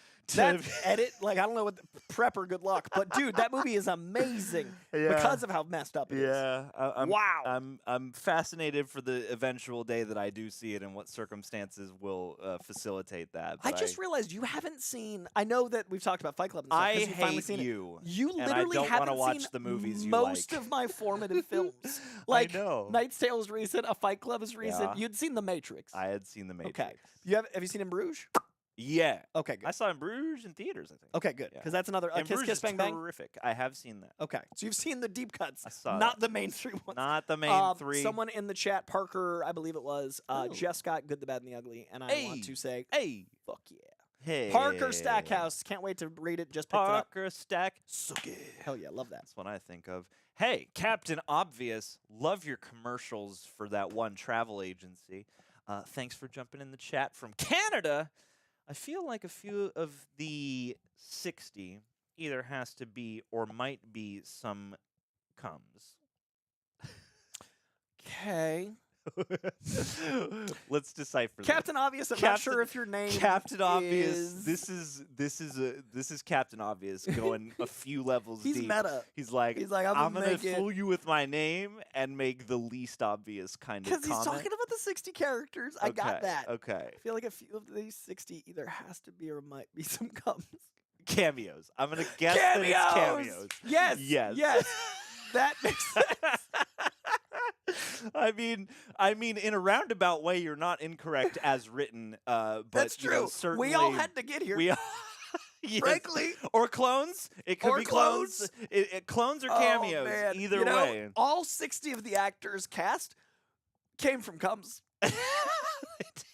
So, frankly, that's just that you're just declining the word. Every movie. There's no other deeper connotation than thanks that. to Cums. I think you're right though. I think some of the 60. That's what I was saying. Is I think there's probably like 20 leads, 20 supporting, 20 cameos, ish. You know, like I'm sure it's a variation to get to that 60. Thank you, Captain Obvious. I'm back. That was the opposite of my earlier anger. I feel so much better now being here. I hope I hope She-Hulk shows up in Deadpool and Wolverine.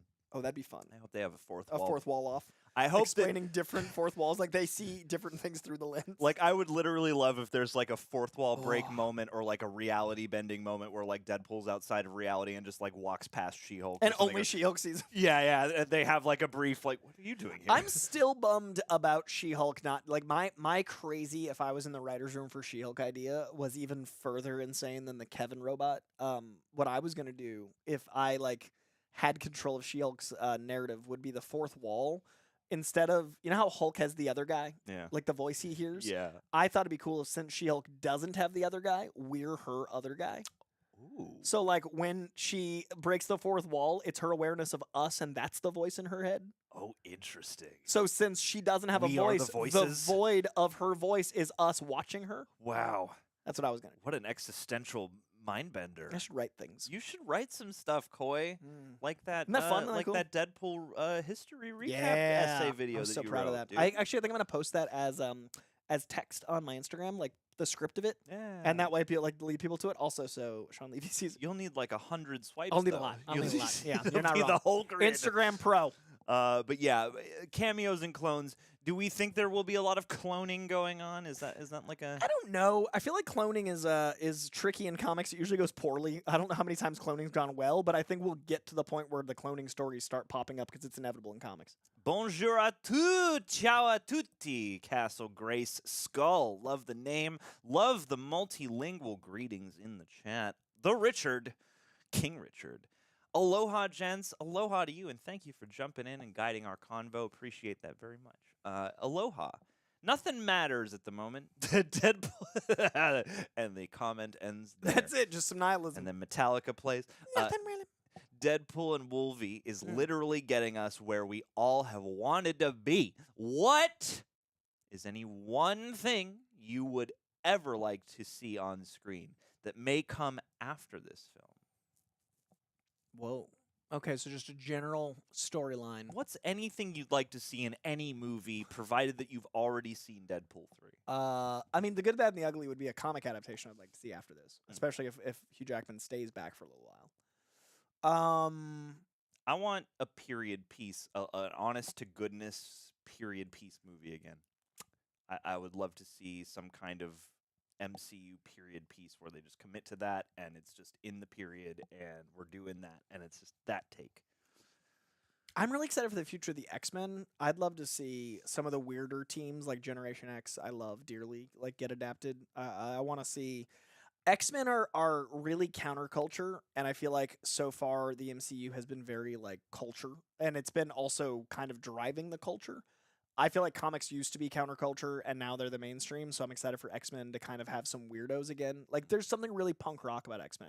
So I think that element of stuff coming into the fray is exciting to me. Absolutely. Oh, that's a good call, Cajun. Morbius 2. Yeah, is definitely what I would need like some to more see. Morbin time. You know what? I take it back. The one thing, and I'm going to die on this hill, the one thing I want to see is Man Spider. I want them to do the body horror, and I just I don't know. I'm obsessed with that flipperoo. Yeah. Man Spider, all the... He likes his body horror. He's a Cronenberg guy. Yeah. And then maybe we will get to my superhero. No, isn't there? How have you not said Solomon Grundy in live action? Well, I've been waiting because this it's whole the time. wrong I knew that's universe. Yeah, I but want it's my live action. Well, if I have my I mean, if it's that, Mr. Miracle. if I can do anything, Mhm. and it doesn't matter if it's the MCU, then yeah, I want my Solomon Grundy movie, Okay, or at good. least my Solomon Grundy appearance in a movie. Okay, Which is almost weird to me that it hasn't happened. it's crazy. We should live in a world where that's possible. I feel like maybe the dark, gritty, realistic superhero movie precludes you from doing Big Zombie Man. But this DCU Batman's gonna probably be very not the Batman to keep him separate. So there's a chance. I would love Coy. I Mhm. would love.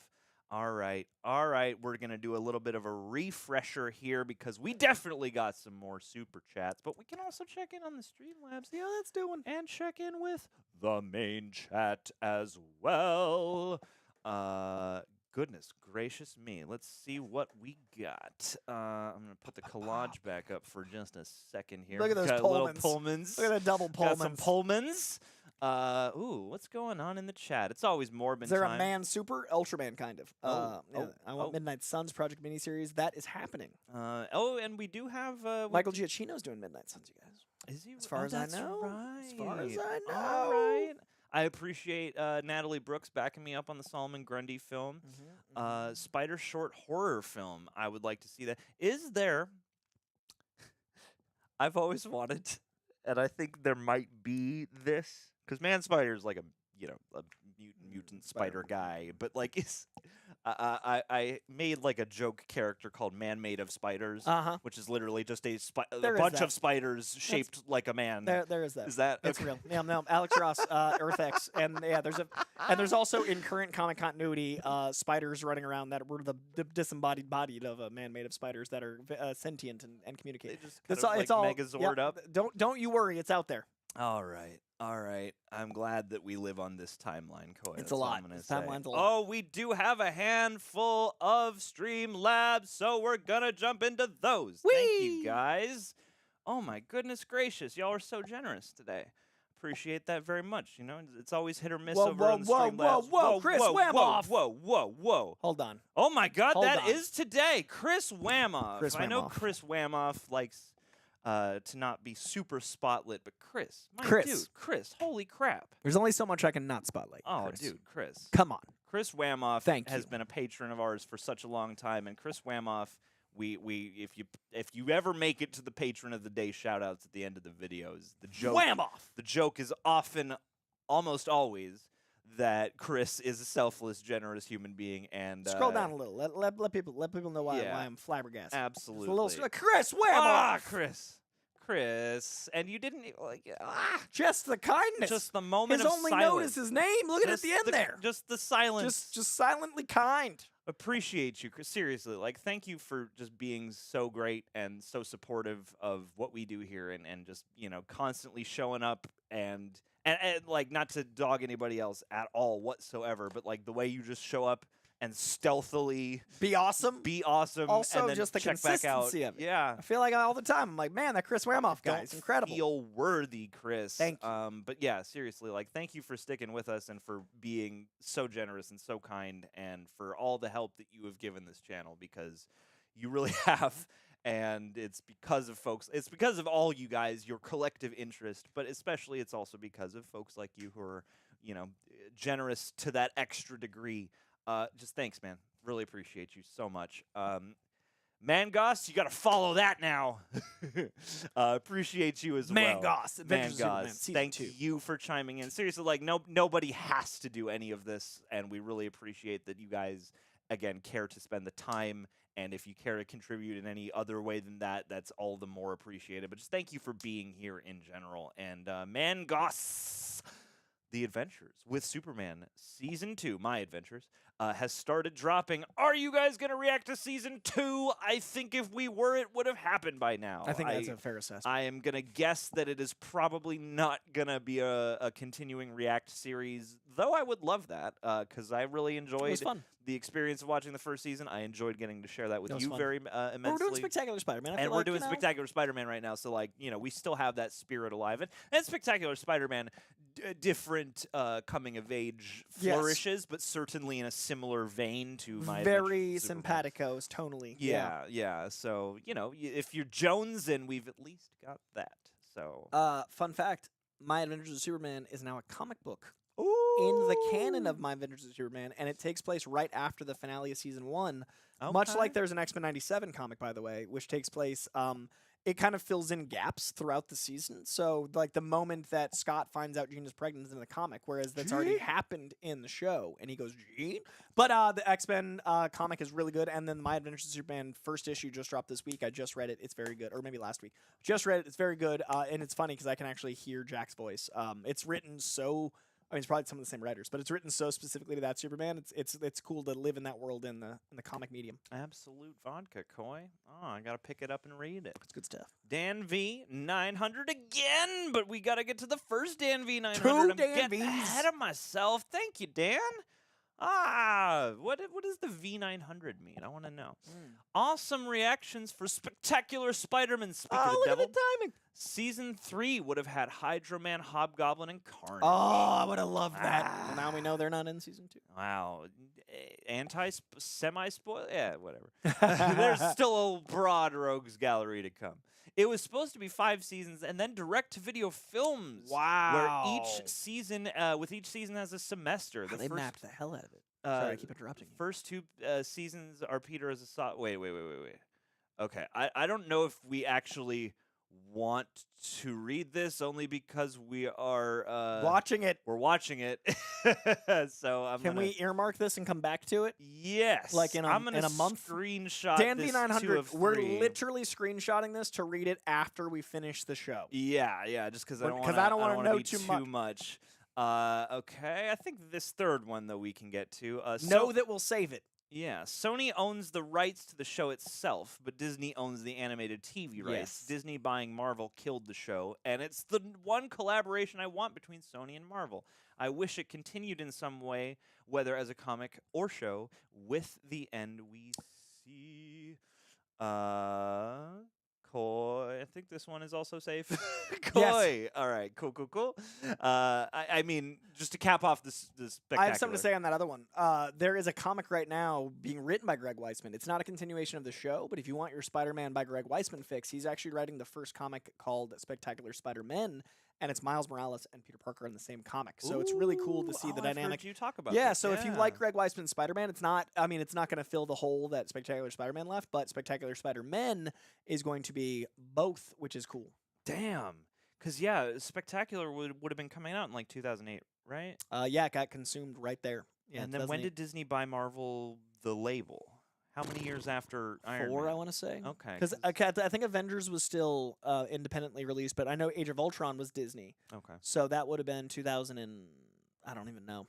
Yeah, now I'm trying to trace the timeline, but good, interesting. And then Dan V900 goes on to say, Coy, I know you're delving into more content on your own page. True. And if the DC reactions don't ever return, I must once again recommend Justice League The New Frontier, Batman Beyond Return of the Joker, and Wonder Woman 09 to watch and review on your own. They're so good. What's tricky is I don't like the setting up camera reaction style stuff, and just reviewing older stuff doesn't tend to do as well. So as much as I'd love to watch those, and I might at some point, it's just they're old enough ago they're not in the search. Like, they don't pop up. So unfortunately, as I'm trying to grow the channel, I'm trying to hit the topical, this is out right now stuff, which is why I'd never watch Star Wars on camera. But I'm doing the Acolyte because I'm basically trying to do what's popping, because I'm trying to grow my page. But maybe once the page is at 1 million subscribers, then I'll do old stuff. Run the Jewels is the answer. The question is, what's poppin'? What's poppin'? I feel like, and this isn't any kind of declaration, take this with a grain of salt because nothing's on the books, nothing is planned. I feel like there could be down the line, depending on how animated and these, again, throwback animation reactions go, maybe a Batman Beyond Return of the Joker could be a possibility at some point. It just seems like, but you never know. And again, no plans or anything like that. Don't quote me on it, but it seems like something that could exist within the realm of possibility. Either way, though, I loved watching all the DC movies that we did, all those animated movies, and would love more excuses to keep watching animated. And maybe as the DCU ramps up, there will be an audience. You know what I mean? Like once once Superman is in the SEO again, then like I feel like it's Creature it's Commandos, right there. baby. They're Coming. gonna kick it off. It's coming. All right, Marco Tunstill. Fun name. Patron as well. Big fan of that. Thank you for being super sexy, and I like your subtle reference to the Wahlburgers magnate himself. Feel it. Hey, feel it. Coy and John. First, Coy. Hey. Your interview with Charlie Feldman was amazing. Thank you. And I hope there are more long-form interviews in the future. That's the idea. Makes two of us. What would you guys like to see come to the MCU that they would never do, like a Savage Lands Mutants movie or show? They might be doing Savage Land. I think Savage Land is actually decently likely, not as a full-on show, Charlie, but like a part of it. We got My Hero Academia on the Patreon. Continue, Coy. Oh, do you guys? We do. Yeah, I we covered the do. first 3 seasons of my page Oh, before I started growing my page. That was one of the things I did in lockdown. Hey. So the first 3 seasons of My Hero are on my page, but like 4 years ago, and I have not watched the new season. I'm too behind. Dude, I gotta go catch up on your It's thoughts. fun. Yeah, it was cool. Okay. The format I did was like I wrote notes during watching it, and then I like went through my notes on camera, as in like so it was like a reaction in real time, but without it filming me because I didn't know how to do that. Okay. So I love MHA as well. I think it's one of the best adaptations of X-Men I've ever seen. I think it's a really cool because it's like a great nod to Western comics from an East standpoint, and the team dynamics are amazing. Good call. But I plan to watch season 4 and 5 at some point when the free time that other people apparently have comes back to me. Savage Land, I think, will come to X-Men because that's never been done. I think the MCU is going to very much focus on things we haven't seen. I think we'll get full-on Sentinels. I think we'll get the Savage Land. I think some of the more comic-y stuff is going to happen. So yeah, I think that's coming. And thank you for the Charlie Feldman interview, love. I'm so proud of that, and the fact that it is getting eyeballs being a full-length interview. I personally hate that our attention span is 7 seconds now, and I hate that interviews are like, what's your favorite emoji? So I'm trying to be... This is the thing that makes me the dinosaur in pop culture. Like, I want long-form interviews, and I feel like I'm Brad Pitt in Babylon. Like, I get less work every year. Because like now people are making talkies and I'm a silent film person, like as far as the metaphor there. Like I like long form interviews and less people care about them. So every click on those videos is a vote for like what I'm trying to do. So every click means a lot on those to me. Oh, we share that. I really like talking to people, in a short content world. I feel like we are both long form boys because you get real actual answers. If you got a 4-minute junket, you're gonna get the same soundbite they just gave to someone else, and they have to rephrase it, and they hate it too. Yeah, it's a vicious cycle, man. I am glad that people were watching and enjoying that. It was very fun to assist with, and Charlie's a delight. And Charlie, super delightful, super fun to hang around, and very insightful. Yeah, we had lunch after, and it was like a great conversation. We had like a whole day. It was great. Yeah, and that space, the Preserve. Oh man, the Preserve LA is terrific, beautiful. Shouts out to Multihouse as well. Yes, much love to Multihouse. And Michael Tesler, go give him some love on the Acolyte reactions. He's not just right a Star Wars boy; he's also a fantastic producer and creative mind. That is Preserve LA is. So appreciate. He's a powerhouse. Truly. Dan V's back. Speaking of Star Wars, hey, perfect segue to speaking of Star Wars with the Acolyte, as you mentioned, and the showrunner mentioning Kreia from KOTOR 2 as an influence. I would recommend everyone watch the Philosophy of Kreia video on YouTube, where she is the most complex character in the franchise, and we'll get back to Richards in a sec. But Dan V's going hard. The way a lot of people who like The Last Jedi speak about that film applies so much more to Kreia as a character who hates the Force. I don't expect The Acolyte to reach that quality of writing since it's hard. Apathy is death. Hope The Acolyte ends up great. Coy, as a viewer of The Acolyte, what do you think of all this? I was so confused. Are these two? These are okay. These thoughts parallel. I don't know what KOTOR is or Kreia, so the whole time I was like, these are just sounds. All right. The Acolyte. My long thoughts are over on my page. It's like a 10-minute review, but my short thoughts are, it is a show whose ideas and philosophy I like the ideas of. It feels like it's going to be like ACAB Jedi, and I think that's an interesting take. I think that's where they're going is ACAJ. But until we get to ACAJ, I definitely feel like it's struggling under the weight of itself. I don't quite connect to anyone. All the lead characters feel like they're telling me to like them instead of liking them. I like Soul quite a bit, but and I think Amanda Stenberg. I think the actress playing our leads is very good, but the character I have no connection to because everything I know about the character is like somehow may return, which is the worst line in Star Wars history remixed. Like, it's literally the worst idea Star Wars has ever had is somehow Palpatine returned. And the idea they're kind of positing the first 2 episodes is somehow May returned. Like, the idea of meeting a character and then caring about them by default doesn't work for me. And also, I really feel like it's a lot of tell and not show, and what they're telling me isn't written well enough for me to care enough. It definitely feels like a Disney Channel original movie with kids in Jedi robes, and I don't feel like the cosplay element of it helps the high concept element of it when the sets look like they were built yesterday. It's just, it looks like the cheapest $190 million I've ever seen, and it's telling me to care about stuff I don't care about yet, and it needs to make me care if I'm going to keep watching. Okay, that's a fair point. Caring is compelling. Apparently, it's not so good. Dan V just commented in the main chat, and I also pulled it up here. KOTOR being Knights of the Old Republic. I've heard of that. Okay, now I understand. And Kreia being a particularly complex and powerful character therein, with some cool-looking, like, triple lightsaber action. Cool. So, that's exciting if that comes to play. The look of this character on our Badass. secondary monitor here looks pretty sweet. So hopefully, maybe in the future, this they could incorporate. I know I saw that quote from the showrunner wanting to do more of the Old Republic stuff. Cool. So, who knows? We'll see. Leave your thoughts in the chat. I feel like, in terms of Star Wars expertise, sorry, I just spat on you.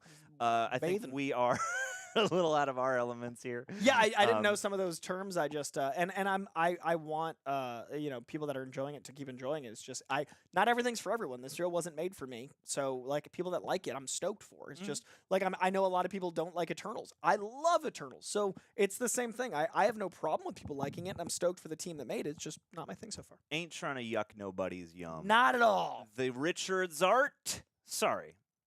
Don't be sorry. You're here. Yeah. You're into the convo. Thank you, bud. Sorry, I just realized you had only 1.21 million subs. I usually buy the first drink. I must admit, I do rather appreciate everything I've seen from you guys. We are all a part of an amazing universe, and you make it so much better. Love and aloha. Thank you. That's very kind. Thank you, Richards. We do our best to... we'll rant and rave every once in a while, but we try to keep this as a positive and welcoming and an environment that encompasses the joy that is being able to sit around and talk about movies, especially in a world as chaotic and broken as the one that we live in. That's always the hardest part is, like, I feel like I used to be very political online, and I definitely know that people come to pop culture conversations for escapism. So it's really hard to walk that line of, like, people feeling like because you have people listening to you, you're responsible to speak on stuff, but also 90% of people being there to escape the world of stuff. So, like, on my Twitter, I am less political now because I hate all politicians. So it doesn't behoove me to help anyone move their narrative. Like, the 3 politicians we have are absolutely insane, and one of them had, like, it's either a felon, a man operating at some of his chocolate chip cookies. Chocolate chip cookies is running for president, and also someone with brainworms. Like, our 3 candidates are all different levels of completely broken. So it's the giant douche in the turd sandwich. Yeah, like, I don't speak on any of it because none of it's good. Like, I try to speak on good, right? Like, so if art is good, I celebrate it. If politics are bad, I don't dive into it. So I think that what we're trying to do is celebrate things, and that's why we don't dive into the other stuff, because there's nothing to celebrate in the other stuff. Yeah, and I mean, none of us is the expert for that. There are plenty of experts that we are probably going toward to get the information. Yeah, you guys come to me for Spider-Man. I go to Jon Stewart. Actually, I don't go to anybody right now, but Jon Stewart's the only person I kind of listen to. Sure. I think was it Charlie Charlie Fix. I haven't given up on humanity. I've given up on authority figures. I believe humanity is worth saving. I believe all the current systems of authority are corrupt to a level that isn't. It's really hard to manage a bunch of humans. It is. We're too big of a Don't country. envy. Like, you know what I mean? Like 50 Also states, fair. too many. Also fair. We're like a whole ass continent. Yeah, and trying like, to, I don't have the same beliefs as someone in this state. I'm not even going to list a state. It's just like we are too big, too many different ideas. There's too many men, too many people making too many problems, and there's not much love to go around. And Can't you see this as a land of confusion? I was going 50 Cent. I was going too many men with death Too upon many me. men. Wish death death upon upon me, me. Lord. I don't cry no more. I don't look to the sky Sky no no more. more. Have mercy, Mercy on Dan me. V. Ah. You thought that was a ramble, but that was a segue. Nicely done. Dan V just killing it with the Super Chat game today. I wanted Giancarlo Esposito as Professor X. Dude, that's a coy. That's a coy.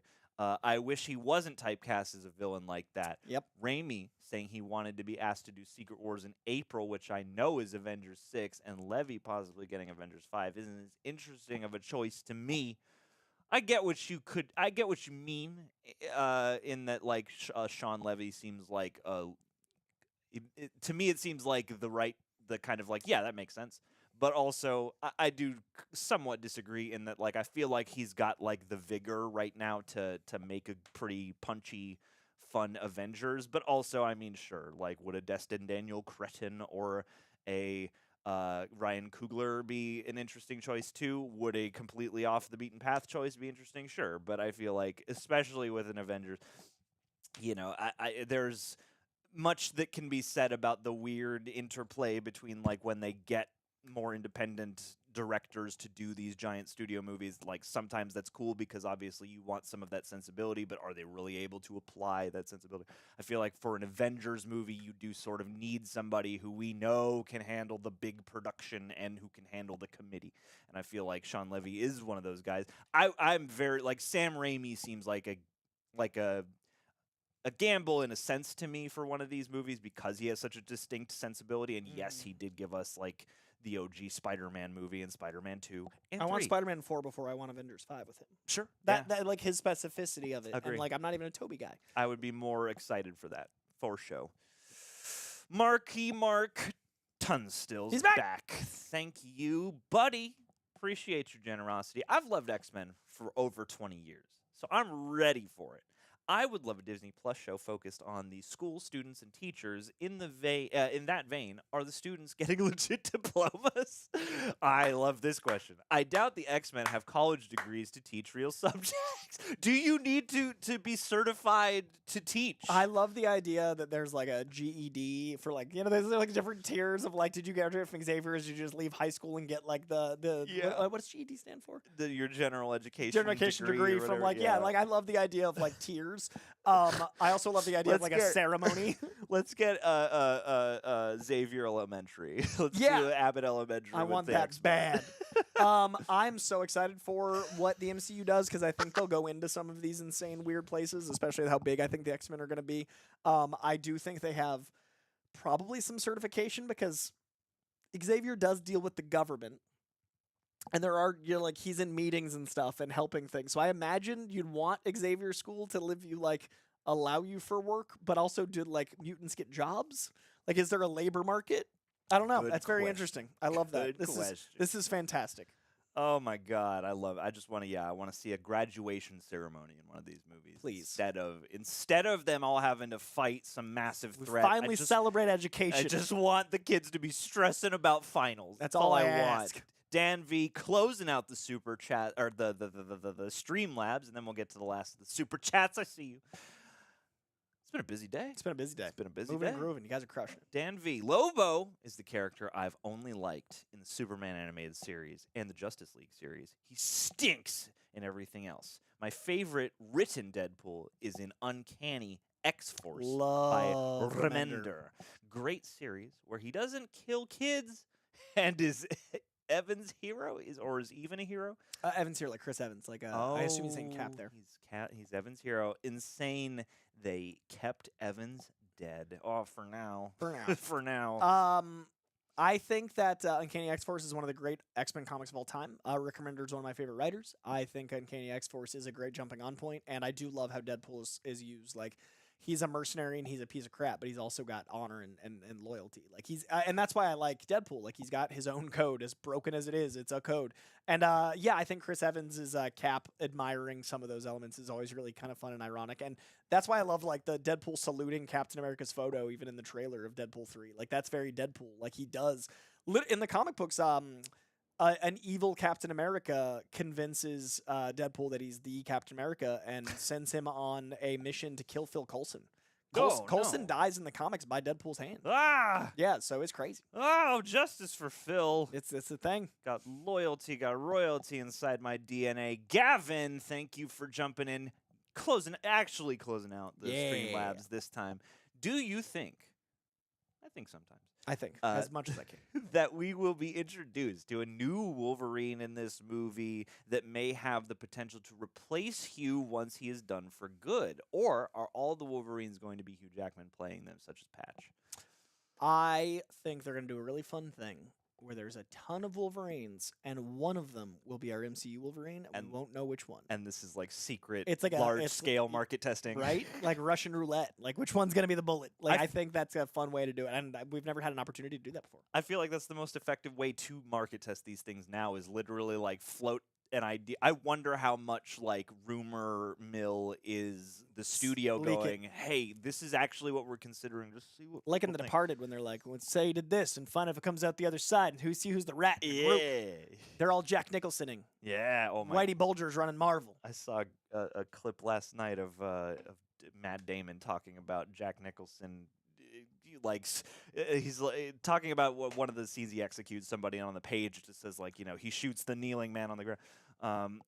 Evan is an Eben Sabanor. Deadpool saves Evan as they killed Evans years later. I completely misinterpreted. Evan is like Apocalypse Young, like a kid Apocalypse. What's funny is sorry to interrupt your. I didn't want to lose that. The Jack Nicholson rant was important, but I lost. I didn't want to lose. But I think it's really funny that both narratives work with Deadpool. That I thought you meant Chris Evans and Adult Captain America rant. You meant Kid Apocalypse, which is also a true important thing that Deadpool doesn't kill kids, even Apocalypse. So it's kind of like the baby Hitler thing. Like he's not done the wrong yet, so he can't do it. I love that idea and I love that code. You were saying Matt Damon. You know, he was talking about how you know, Jack Nicholson was supposed to. There's the scene on the page is like, you know, he shoots the man kneeling on the ground. And Jack Nicholson was there, and he's like, you know, but what if we keep the camera rolling? And then I say, like, oh, he fell funny because, like, he's done this enough times that, like, people fall a certain way.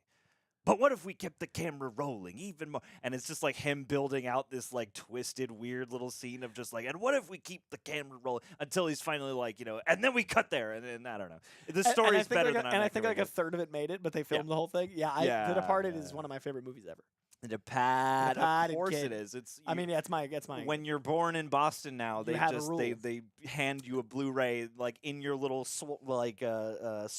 It's The Departed, The Town, and Good Will Hunting. That's our holy trinity. And somebody says, "How do you like them apples?" And then they leave. Little baby food apple. Guys, listen up. We're gonna get through the last of the super chats, but I am gonna close the submission. Close it out. Because we do have a fair amount to blow through here on the last leg of our little stream. Thank you guys for being here, for contributing, for guiding our conversation. Again, we've had so much to talk about today. There's barely even been a moment to like jump out for like auxiliary stories. No Kendrick talk. Even though Kendrick did just speak at the Compton college graduation yesterday. Really? And he's playing on Juneteenth here in LA. And I tried to get tickets, but they were $618. Because I was in the pre-sale, but by the time I even got in the pre-sale, enough people had bought them and resold them that they were already on their third round of resale. So the tickets were $150, which I still a little steep, but they were $600 by the time I got there. Boy, howdy. Man, I won't get to see Kendrick. Coy, howdy. Okay, someday. Don't someday. worry. Sit there for a moment with the Pullmans. I took our own tangent because we hadn't taken one. So I was like, now's the time for a Kendrick tangent. Absolutely. And thanks to Bucky Barnes, as always, for holding it down in the chat. I saw Galaxy Geeks just giving some praise and love. Yeah. And I want everybody to give a little praise and love to Bucky Barnes as 3, 2, 1. Are you sure you want to close the super chat? I understand the implications. Understand them. We're living dangerously. Whoa. All right. Christian And got last. We're LOL. refreshing. Respect. It's okay. You can still send a sticker if No, you're I like so the last inclined. though. I like the whole first thing. Yeah, nice. first, last. You know, that's the comment I like want to leave. I'm gonna wait on every YouTube video ever until I can comment. I want to put that last. on my tombstone. Last. Last. My last comment was just my. Alrighty, let's see. Where did we go last? Koi, popcorn bucket, lanterns. That's in there. Okay. Oh my goodness gracious. Oh my goodness gracious. Ah. Koi and Greg. We got Sentry. There we go. There we got Koi and Greg. We got King Thor. All right. So we did that one. Let's bring the thingy back up here. Let's bring the thing back up, and let's put the Pullmans away for a minute. Mascots, the chat Scots. Good evening, gentlemen. We did that one. The Good, Bad, and the Ugly. Got Captain Obvious was not so obvious. We got the Richard. We got Aloha. Huddy K. There we go. Huddy K. Here we go. Segue into another news story of the week. You said lanterns. So my Hal Jordan fan casts are Jensen Ackles. Into it. Lee Pace. Got it. Jamie Dornan. All right. Sam Huygen. And Ian Somerhalder. Ooh, the smolder. Apparently Vampire Diaries guy. I like those. I think, and he's 60, so he's too close to 70, but man, I love the idea of Tom Cruise. I think it's so, because he's a mentor, and if he's only in the one season and then it becomes all about Jon Stewart, then I really think it'd be fun to like one last ride, and I don't know.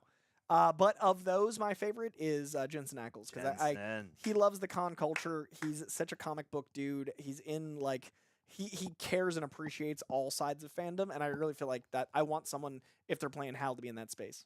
Absolutely. But I love all those, and I think Ian Somerhalder's a bit slept on nowadays. Oh sure. I cast him in the.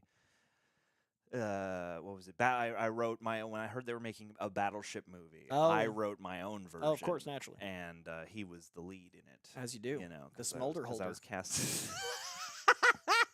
Is that a thing? I don't know, but I want it to be. I don't even care. It's a thing now. It's a thing now, guys. And the only wrench I'll throw into your gears here is that, according to reports, the casting is calling for an actor aged 43 to 49. That's why I was saying Tom Cruise Jordan. is just too old. And then a 27 to 35-year-old for Jon Stewart. So, and people are apparently vexed over this. I don't know why. I assume everyone's always vexed over everything. It's because, the woke agenda is pushing older people into my face. God damn, these people I don't want aging. I don't want to be reminded of olds. Once you're past 25, do you even exist? Yeah, not even. We're both dead. Not even here. Huddy K, thank you so much for the thoughts. Oh, I did want to say on Lanterns, that's why the tangent earlier. The team behind Lanterns, I think, is one of the best writing teams ever assembled for a superhero property. Yeah. Ozark, Chris Mundy, Damon Lindelof of Damon Lindelof / also The Watchmen, which is one of the greatest redemption arc in the public perception I of all time. I think The Watchmen show is one of the best, if not the best. I'd say Daredevil, Watchmen are like in the conversation of greatest superhero shows of all time, and Tom King himself. That trio on Lanterns, it's now my number 3 most anticipated of all the DC announcements. And I think, as you pointed out, Tom King not just like consultant, but like actually involved. Yeah, exactly. Like Tom King not just being like peripherally like whatever. He's like in the rooms, and him like running around all of the DCU stuff is only good for the properties. Absolute vodka. Carlos Rojas. What up? First super chat. Making it count. Thank you so much. Appreciate that. That you would be compelled at all to break that barrier means a lot. Hey guys, first super chat. My question is a little off topic. We love off topic. But would you guys consider reacting to Dragon Ball Z abridged by TFS on this channel? Not sure what TFS is. The Fudge channel. It's a great channel. It's a great series and fun for Dragon Ball Z fans and new audiences. Love you, Koi and John. I would certainly be interested in I mean, if DBZ abridged by TFS is like a specific video or video series that isn't just an abridged version of watching the show, then let me know and I'll amend this. But it would be interesting to watch because I've never actually, like, as a kid, I was more of a Gundam Wing fan. See, I was a DBZ guy. Vegeta's I think Vegeta's my favorite anime character of all time. Okay. Oh. See, I know little things about like who certain characters are, and so like everybody around me growing up was very much on the DBZ team, and I was alone over here. So I'd love to rewatch it or watch like an abridged. Like I just don't. If there's an audience, I'd love that because I definitely think My Hero and DBZ are my two favorite animes. Yeah, and the Dragon Ball Super stuff and like Broly has been so huge lately. Like I don't know, I would relish the opportunity to check something like that out. So you never know. Yeah. No current real plans. We just finished up Hunter x Hunter over on the Patreon, and I've got Demon Slayer to catch back up with. But you never know. Some DBZ could be cool. We've done a couple classics too. Did Full Metal Alchemist. Greg did Attack on Titan. I just talked about Death Note. What's it called? I'd never seen Ghost in the Shell, and I just talked about it on my podcast. Okay. Check out Koicast. Always forget I also have a podcast. Yeah. I do too many things to even remember myself. Did you like the Ghost in the Shell? Loved it. Yeah. Like it actually was better than expectations. What and a piece. expectations were high. Wait till you see ScarJo though. Oh, I mean that's the move. Ghost in the Shell you. 2 is doing an event at Vidiots. Ooh, what? Yeah, I think next week. I haven't been to the new videos Oh, dude, yet. it's dope. I've been twice. I went for the premiere of that incredible Not Only Lovers Left Alive, but it had a similar sounding title. The one that came out last year, Paul Mescal and Andrew Scott. Only Us Remain. Something like that. Andrew Scott and Paul Mescal. What was that movie? I loved it. Like I loved it, but the title clearly didn't. All of Us Strangers. Movie was so good. There we go. I loved it dearly, and they did the premiere of Vidiots. Oh. So like I sat and it was me, two people, Andrew Scott at Vidiots. You know how tiny that venue is? Oh. Me and Andrew Scott had a whole long conversation about Moriarty, and we had this talk about Jared Harris and I had talked about Moriarty at length, and so Andrew Scott and I were talking about Jared's Moriarty and then how my Moriarty would be, and then we took me and him took a photo together as our Moriartys. So I've got like a me with not Andrew Scott but Moriarty photo that I adore. But we had like a great talk about like evil and malevolence, and then I shared my thoughts on Brokeback and how important Brokeback was for me to understand a culture. Haven't seen it. What? Anyway, Brokeback meant a lot to me, and Andrew Scott and I were talking about how impactful it was to him and how this generation, All of Us Strangers, can be that for them. And Andrew was fucking delightful, but it was cool because we were like at Vidiots in front of all these video rentals, and I was like, this is a conversation like I never thought I'd have one, but also in front of like a Blockbuster felt like pretty cool. Yeah, Vidiots man. is dope. Hell yeah, I went there and saw at the Old Space they did a double feature of The Invitation. And Cheap Thrills, which if you haven't seen Cheap Thrills, it's not like one of the biggest, it's not a household name movie, but that movie is wild. It's got Ethan Embry and Pat. Heard of that. What's his name? The guy from like The Innkeepers and stuff. Another indie character actor who you've seen in things. And that movie is wild. And they had Karen Kusama and Phil Hay together to do a Q&A, which was pretty sweet. And Andrew Scott is one of the 100,000 people in Knives Out 3 that has been announced this week. That was the one that got me excited. That was the I one was that got already me like, excited. I'm gonna watch, but then Andrew Scott and Ryan Johnson working together, so excited. Like I love those two dudes. And now if they could just add Adam Scott, it would be over for me. All right. I got directed by my Ryan Johnson once. I did a table read for him. It was really cool. He's like such an incredible mind. I love Ryan Johnson. Back in my Hit Record days. Wow. Yeah. Oh, Hit Record, Yeah. Joe. Hit Record, Joe. Back in the day. Hit Recoy. Big fan of Ryan. Matt Sanders.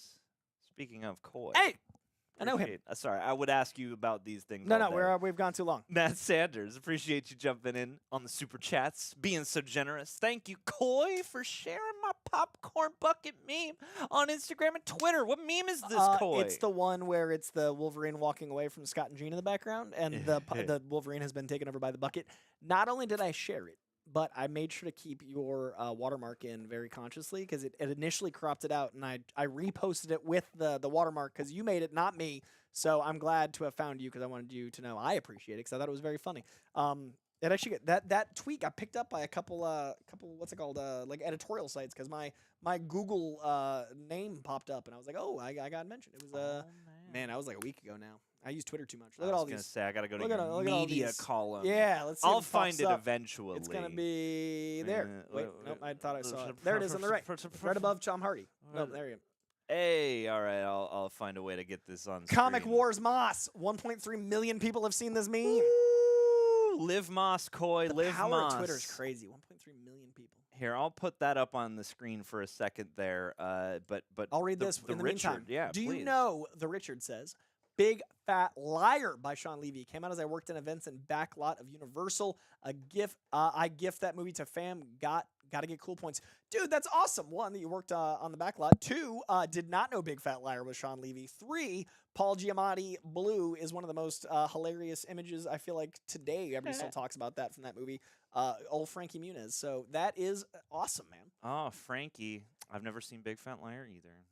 There it is. There it is. I hate cinema. Hate cinema. Look at that. Come on. Look at that Look thing. at that. Look at quality meme. See, kept all of the branding. Comic Wars that. Moss. Look at that. There you go. There you go. I hate when people like memes. I think are very important nowadays. Like it's a quick laugh, thought, infographic. Like memes are key, and I hate when people share them without any sort of context, so it seems like they made it even if they don't. And I didn't make this, so respect to you. I wanted you to get your flowers. I didn't even. Yeah, dude. Well done.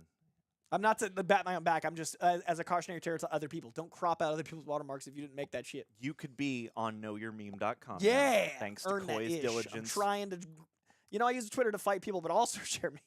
I didn't even realize that Shawn Levy had directed Big Fat Liar, so that's so another crazy. reason I gotta check it out. That's also how long he's been in the game. God damn, Frankie Muniz was a child. God, I remember when that movie was coming out vividly. So we were children. Good God, we were children.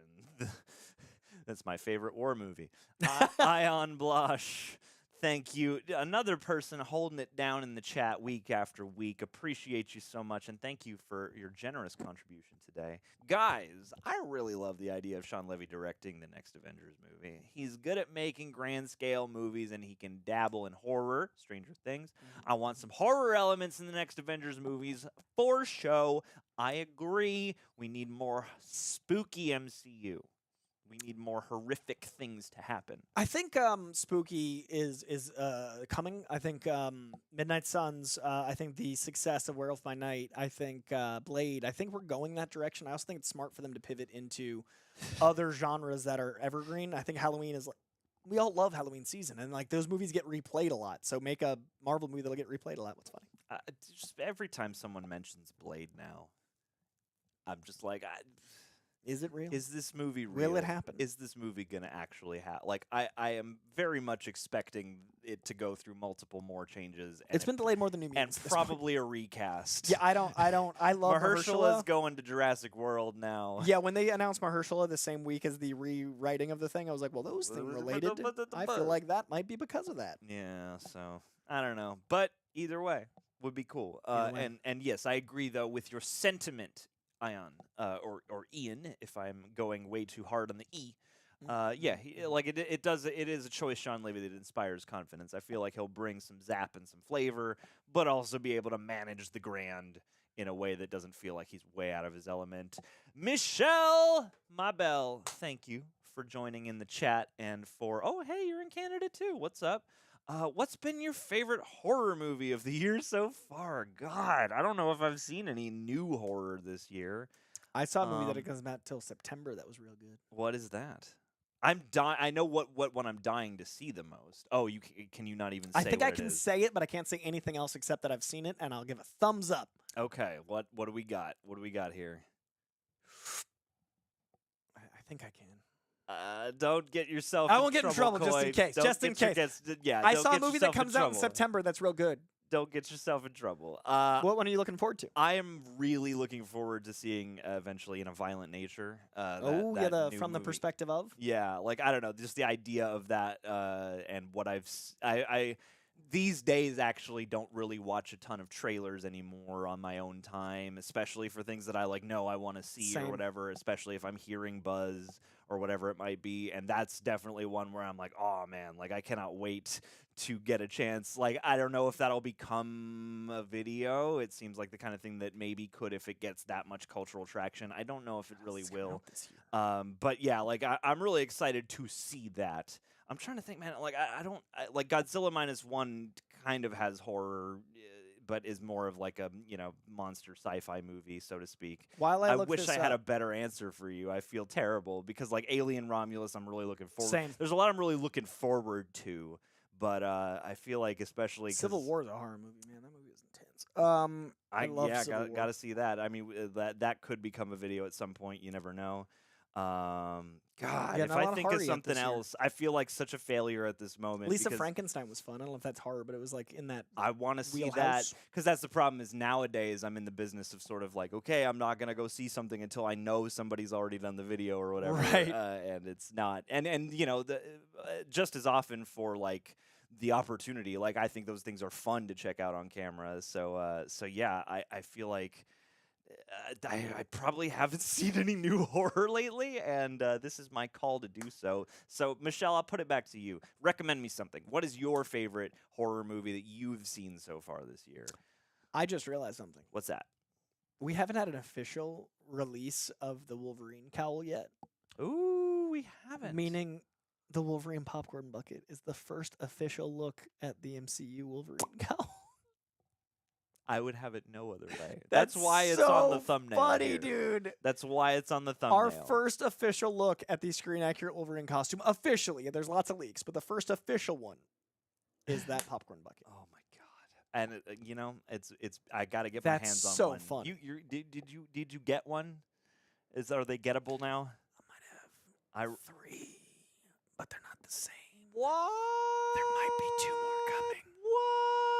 Coy inside scooping it. You want to see something crazy? Let's see some cray. Now this, I'm not going to show the camera. This is a reaction. This is a reaction video now. Let me make sure I don't. Hold on. I just love your Robert Paddington. Okay, you ready? Home You ready? screen. They can't see. Yeah. Is that real? Yep. Oh. All right, that's the one I need. That's coming. Yeah. You heard it here first. That was vague booking for future us. Glory. It's coming. Glorious. Oh. Thank Right? you. Thank you for that. You guys aren't ready. You aren't ready. You guys aren't ready. I You're don't even ready. know what number 3 is going to be. Yep. Late Night with the Devil, I really want to see very much. I want to see stop motion. I saw the TV glow. I want to see Abigail. I want to see the First Omen, which I heard was nuts. But yeah, recommend some spooks our way. Sting looks pretty cool. Blood and Honey 2, hoping that Roxy and I will maybe get to watch at some point. But yeah, I you know, there's a lot of indie stuff I want to check out. So horror fan failing over here. Come on. My Huddy K's back though. What's up, Huddy K? My Jon Stewart fan casts are John Boyega, Daniel Kaluuya, Trevante Rhodes, Lakeith Stanfield, or Jacob Lattimore. What do you think, Coy? I like John Boyega a lot because I feel like he was probably the biggest misspent opportunity of Star Wars. So I'd love him to get a franchise where he actually gets to do Go watch Attack the Block, everybody. Yeah. Daniel Kaluuya, I'm a huge fan of, but I don't know if he'd want to dabble in another franchise to that scale. It feels like he's taken a little step away from like the big stuff. Sure. Trevante Rhodes is a really fun choice. I feel like he's at that perfect point in his career to like leap to the next thing. I love Lakeith Stanfield, but I see him more as like a Brother Voodoo energy, a little bit more manic and a little bit more. He doesn't strike me as a soldier. I feel like Lakeith Stanfield's the kind of guy that would have a problem with Jon Stewart. Like I feel like Jon Stewart's very much like he does things by the book. Lakeith Stanfield burns the book, and I love that about him. But that's a different energy. And then Jacob Lattimore, I don't know a lot of his work, but he's got the look. So that's my rundown. You got the look. You got the look. That. Coy, you don't even realize? Don't even realize. You referenced a Hugh Jackman Lonely Island song. It's called You Got the Look. Oh, and so I it did. features Hugh Jackman and it features Kristen Wiig. That's amazing. And, Unprepared. And the premise of the song is so ridiculous, I'm not sure I can describe it appropriately here. But anyway, appreciate that sage weigh-in on the fan cast. You for it. Povenmire, I agree. Jon Stewart, Aldous Hodge is a great pull. I love Aldous Hodge, man. That guy is so commanding and so captivating, and he's also a nerd. Hey. I've actually like talked comics at length with Aldous at a few different things, and I'm always like, man, this guy's like, he's one of us. Like he doesn't just like know what's going on in his wheelhouse. He knows like comics. Hells yeah, I like to hear that. Aldous Hodge is a great actor too, and he's Yeah. been holding it down for He's so like long. a 10-year overnight success. I feel like people are discovering Aldous Hodge, and you look at his IMDb, and you're like, oh. Yeah, right. Seriously, He's like been the around dude for has a been around for while. longer than you think. Yeah, like, and he's so talented. and he doesn't look like it. He still looks so young. A fun Aldous Hodge fact: costume designer as well. What? He is part of the team that made the Blue Beetle suit. What? That's so cool. Aldous is really, really talented. My buddy Phil Boot, who did the actual, like, Phil's like the main costume designer on a lot of the DC stuff. He has a company with Aldous, and Phil's worked with Ruthie Carter. Phil's one of the most insane costume designers I know, and Aldous and him have a company together. And I love that Aldous will leave set as Hawkman and then go work on Blue Beetle. Like, that's so insane. cool. So he's a good dude. That is so cool. Also, City on a Hill with Aldous Hodge, super slept on, starring also the homie Jonathan Tucker, one of my favorite actors. I saw you post about him. Did you look that such story an up? underrated actor, and yes, that How is insane freaking is that? wild. Jonathan Tucker, one of my favorite actors alive, grew up 20 minutes from me in Boston. Incredible in Black Donnelly's, Kingdom, lots of great stuff. This week, and really good in the remake of Texas Chainsaw so good Massacre. in that. One of my favorite horror movies. In that. I love that movie. Jonathan Tucker, his neighbor, had a home invasion happen this week where someone was having a mental health episode and wandered into a house, knocked on the door, and then just started speaking to himself. Walked into this house. You hear in the Ring camera, you hear like screams from the mother and daughters inside. Dad wasn't home. Seconds later, you see Jonathan Tucker, shoes off, like barefoot Jonathan Tucker, holding a bag, rush into this house. And then from the outside camera, you see Jonathan Tucker carrying children out. He apparently called the cops, got the guy, hopefully solved the mental health, whatever's going on, but literally like had a bag of stuff that the news reporter described as weapons in case he needed them. Like, so I think dude was probably just at like jujitsu. And like just came in gym clothes, rushed this house, saved these children like a goddamn superhero. Jonathan Tucker's always my fan casting for like any of those super intense roles. But now that I know he's really a hero, Marvel, put Jonathan Tucker in something. It's overdue. Put Jonathan Tucker in something and bring me another Caleb Landry Jones where he really gets to actually act, because that dude's a terrific actor too. I'm going to screenshot You Might Be the Killer. Thank you, Lord Insidious. I saw something here in the chat I wanted to circle back to. I just love that, Normac, you guys got to study Attack the Block in film class. That is legitimate. I want to see they clone Tyrone. And actually, Michelle made me think of a horror movie I am immensely excited for this year is the new Osgood Perkins movie, Long Legs. I want to see Long Legs real bad. Nicolas Cage, right? Yeah, and it's Anthony Perkins' son who played the original Norman Bates. Oh, that's cool. And he's become quite a director. And is a bit part in Legally Blonde. Oh. He's like one of the awkward guys that she's in the study group with. I have one last thing to say about Jonathan Tucker. Here it is. Jonathan Tucker is actually Povenmire. This is an answer to your question. Yes. Coy, have you ever met Jonathan Tucker? Jonathan Tucker grew up 20 minutes from me. We have literally dozens of mutual friends. We have hella mutual interests. I grew up obsessed with Black Donnellys. Kingdom is one of my favorite shows that no one's ever seen. I trained at Kingdom. I literally think Jay Kulina is the version of me that if I hadn't cleaned up my act, like the dark path I would have taken, is Jonathan Tucker's role in Kingdom. Jonathan Tucker. You guys see my interviews. You guys see my work. You guys see me on red carpets. Jonathan Tucker is the only actor I've ever run away from. Wow. At my own premiere, I was in Star Trek Into Darkness as an actor. I was at my premiere, and I saw Jonathan Tucker coming over to talk to people that were near me, and I couldn't hang. And I literally, I've never freaked out around an actor. I ran away. I left where I was because I was like, I can't meet him right now. And I have not had the opportunity since. And it haunts me because I'm literally such a fan of him. I panicked. He's on my Mount Rushmore of interviews, actually, because I feel like his worldview is amazing. How he treats his family is so interesting. Like, I love his like social media presence because he's so welcoming and warm. And he's also like a guy that stands up for what he believes in. And now this week he literally was like, I'm gonna save lives. I'm gonna save lives. Jonathan Tucker's on my interview bucket list because I literally ran from him once. That is so cool. And we have like tons of mutual friends. I would have had any sort of like, hey man, but I ran away. So Jonathan Tucker, I gotta interview you, man, because I'm such a fan. Hit up the mutuals, man. I like, and we've talked on DMs. We've literally talked, but in person, I was like, so yeah, I'm such a fan of dude. Oh my god. So that's yeah, beautiful. fun fact. That's beautiful. I love it.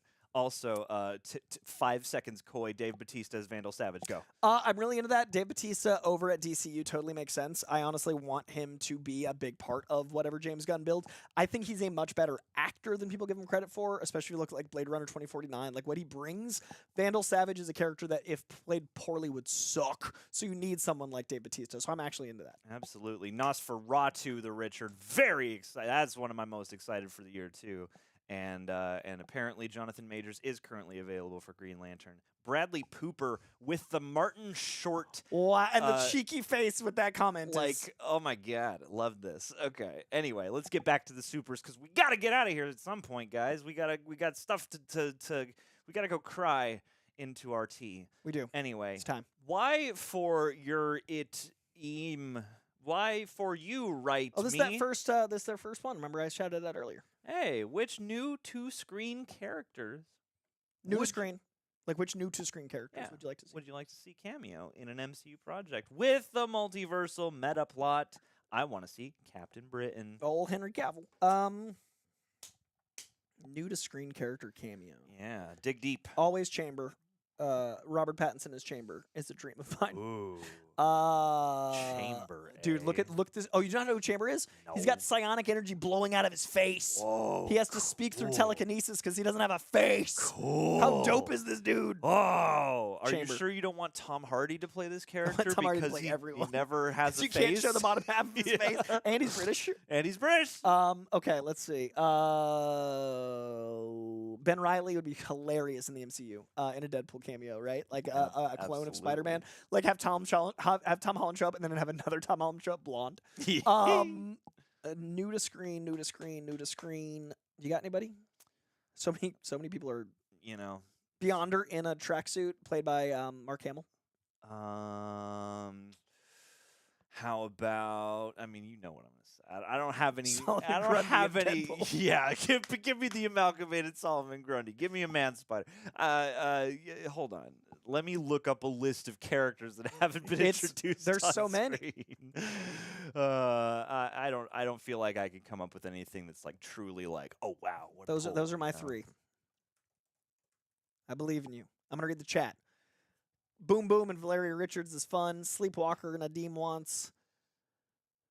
Yes, he is scary looking. He wants to be. Who you got? Squirrel Molecule Girl. Man. Squirrel Girl would be perfect for this movie. Amy Poehler, somebody shouted out Oh, earlier that's for Squirrel fun. Girl, which I would think be they fun. should. The girl from the T-Mobile commercials or whatever. She was perfect when they cast her. They just had to bury that movie because of licensing stuff. No, she would have been perfect. What is a moon dragon? Moondragon's insane. That's such a deep cut. Let's go. I'm going Moondragon. All right, Moondragon it is. Or the Rawhide Kid. Or Penance. I think we're definitely getting Sentinels, who we've seen the head of, but never the body of. We've how only about, seen the head of a how about A-Bomb?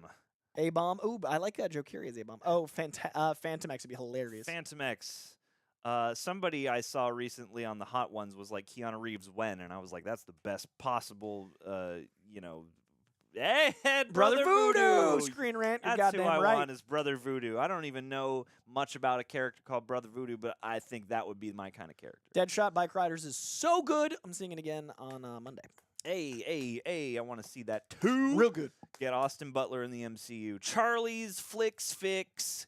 Good ass name. Thank you for joining in. I know you. He's a frequent live stream guy. Yeah. Did you change your? Has it always been Charlie's? He's always like flexing. I thought you were Charlie something else before. Oh, I think he was like an 836. Yeah, so his numbers are something. You're now a he's Flicks Charlie Fix. variant. Yeah, I like it. But flexing. still looking svelte in the picture. Loving that. John rocking them arms and a hair flip. I can't even.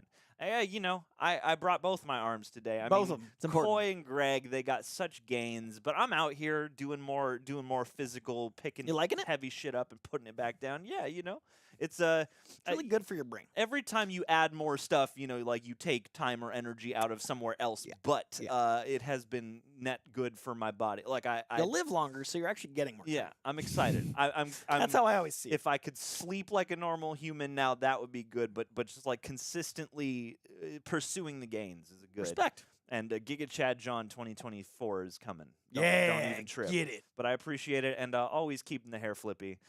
Ralph, does Thank you, Ralph, and thank you for this question in particular. We've been waiting all that's day. Amazing. Does Coy actually think Scorsese is trash? I think Scorsese is incredible. I think Coy, Scorsese don't lie. is one of the don't best. pander to the people, all right? I think Scorsese is one of the best living directors. I think actually Scorsese is one of the best directors of all time. I think The Irishman is trash. But you can make a bad movie. That's okay. You're allowed. I think that Scorsese is so good that his comments on the industry are that much more detrimental because he was making gangster films in a time that everyone made fun of him for making movies past their prime. Like Marvel, he makes fun of people for making these roller coaster films. They called the same movies he was making in that era what Marvel is today. Sure. So I think it's hyper hypocritical. I also think that if he wants to make his $200 million passion projects, he better hope movie theaters stay open, and those movie theaters aren't going to stay open with his 3-hour, historical epics. So if he wants movie theaters to exist, he better hope the tentpole movies stay open. People do not realize that without these movies, they do not have theaters. And without theaters, I'm sorry, sharing a $20 a month subscription service with your 5 family members isn't going to buy a $200 million movie. So if Marty wants to keep making movies, then he better keep hoping Marvel keeps making movies. So the only reason I have a problem with Martin Scorsese is because he disrespects the very medium he espouses to love. And there are superhero films that are just as credible as any of the things he's made. The Departed is one of my favorite movies of all time, and I honestly think that Scorsese is one of the greatest minds in cinema, so his disrespect for other pieces of cinema makes me dislike that element of him, but still respecting him as a filmmaker. It is a bummer. It is a bummer because he still, for the most part, got it. The way a lot of people still doing it don't necessarily. Yes. So, like, hey, hashtag Marvel Scorsese, all right? Get him in there. If U-Bowl has a problem with a superhero movie, I don't give a shit. If Scorsese does, that's my issue. Get Uwe Boll and Martin Scorsese in the stable directing an MCU. Let's do that. Come on. I want it. I want it. Like, start an imprint. Like, start an imprint and get these guys and, like, allow them to have free reign and just see what happens. Because like, if Scorsese did a Marvel, I feel like people would show up and show out. Avengers 6. Like, no matter what. Let's do it. Anyway, awesome, Ryan. Coy hates Martin Scorsese, but we love you.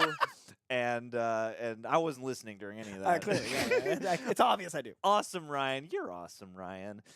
Do you guys think there will still be a Doctor Strange 3? We have heard very little about it, and I hope they still feature the Clea relationship. Oh, yeah, remember when they cast Charlize Theron for 40 seconds? Jesus Christ. I think there will be a Doctor Strange 3. Yeah, I imagine it will include Benedict Cumberbatch. I feel like they're probably not rushing to get there, and I feel like, actually, it's okay to me to miss characters for a while. I think we just had that movie last year, wasn't it? Or was it 2022?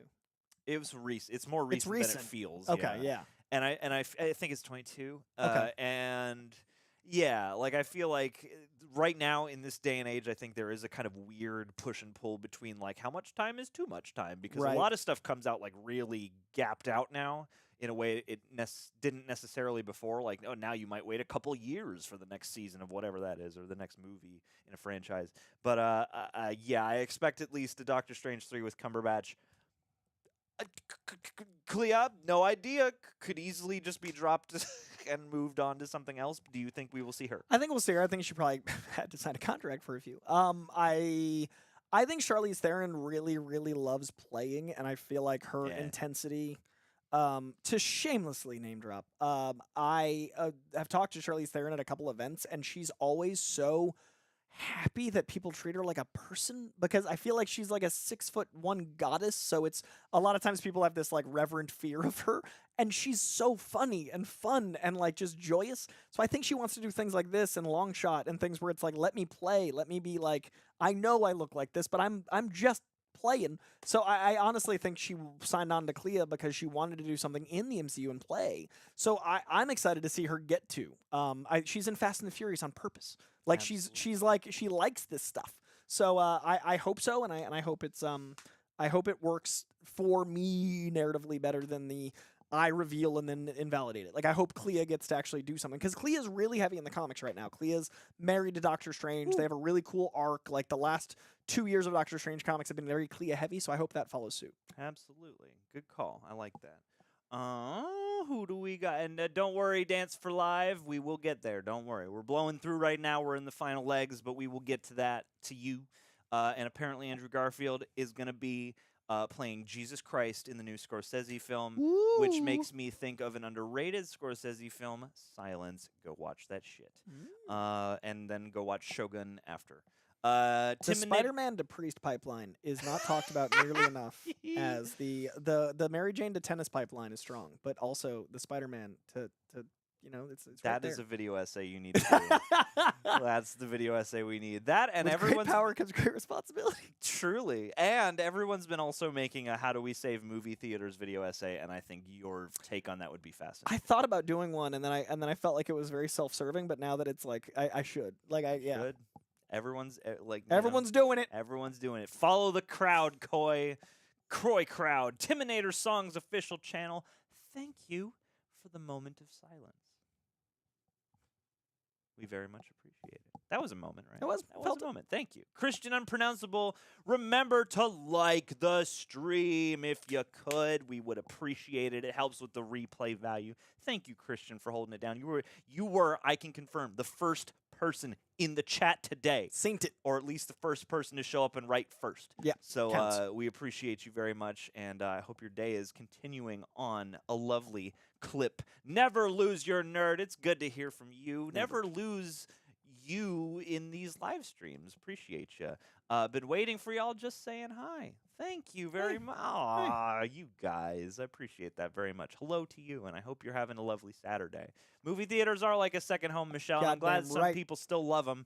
I miss taking my. I'm trying to come up with a list now of like safe movies to watch, not react. Where I'm like, definitely, there won't be a video on this, so I can take my. I miss. One thing I used to do, and especially because I was like, I'm the only one interested in this movie, I'll just take myself to the movie. I love solo movie dates. I love a solo movie date. Like, oh my God. Yeah. It is like so zen. It's been cool. Like my girlfriend doesn't do movie theaters a lot, so it's been cool for the specialness. And she also knows how much I love it. So she actually surprised me with UFC 302 in theater tickets. What? Like we saw UFC at the theater. That's cool. So it's cool to like have someone that's not as in it bring you. And we watched all the Spider-Man re-releases. So I've been doing a lot of like throwback stuff. Oh, that's Spider Monday. Yeah, it was dope. It was a lot of fun. I caught 5 of those. You were one of the few people who went back to see Homecoming. I did. Guess. I was one of the 7. I kept hearing just people going and being excited, except for then Homecoming. People were like, "Oh, nobody showed up for that." I was there. I had fun. I had a good time. Well, good. I'm glad. Richie Barash, thank you so much for joining in. Haven't caught a live stream in a minute. Well, it's good to have you back now. Welcome.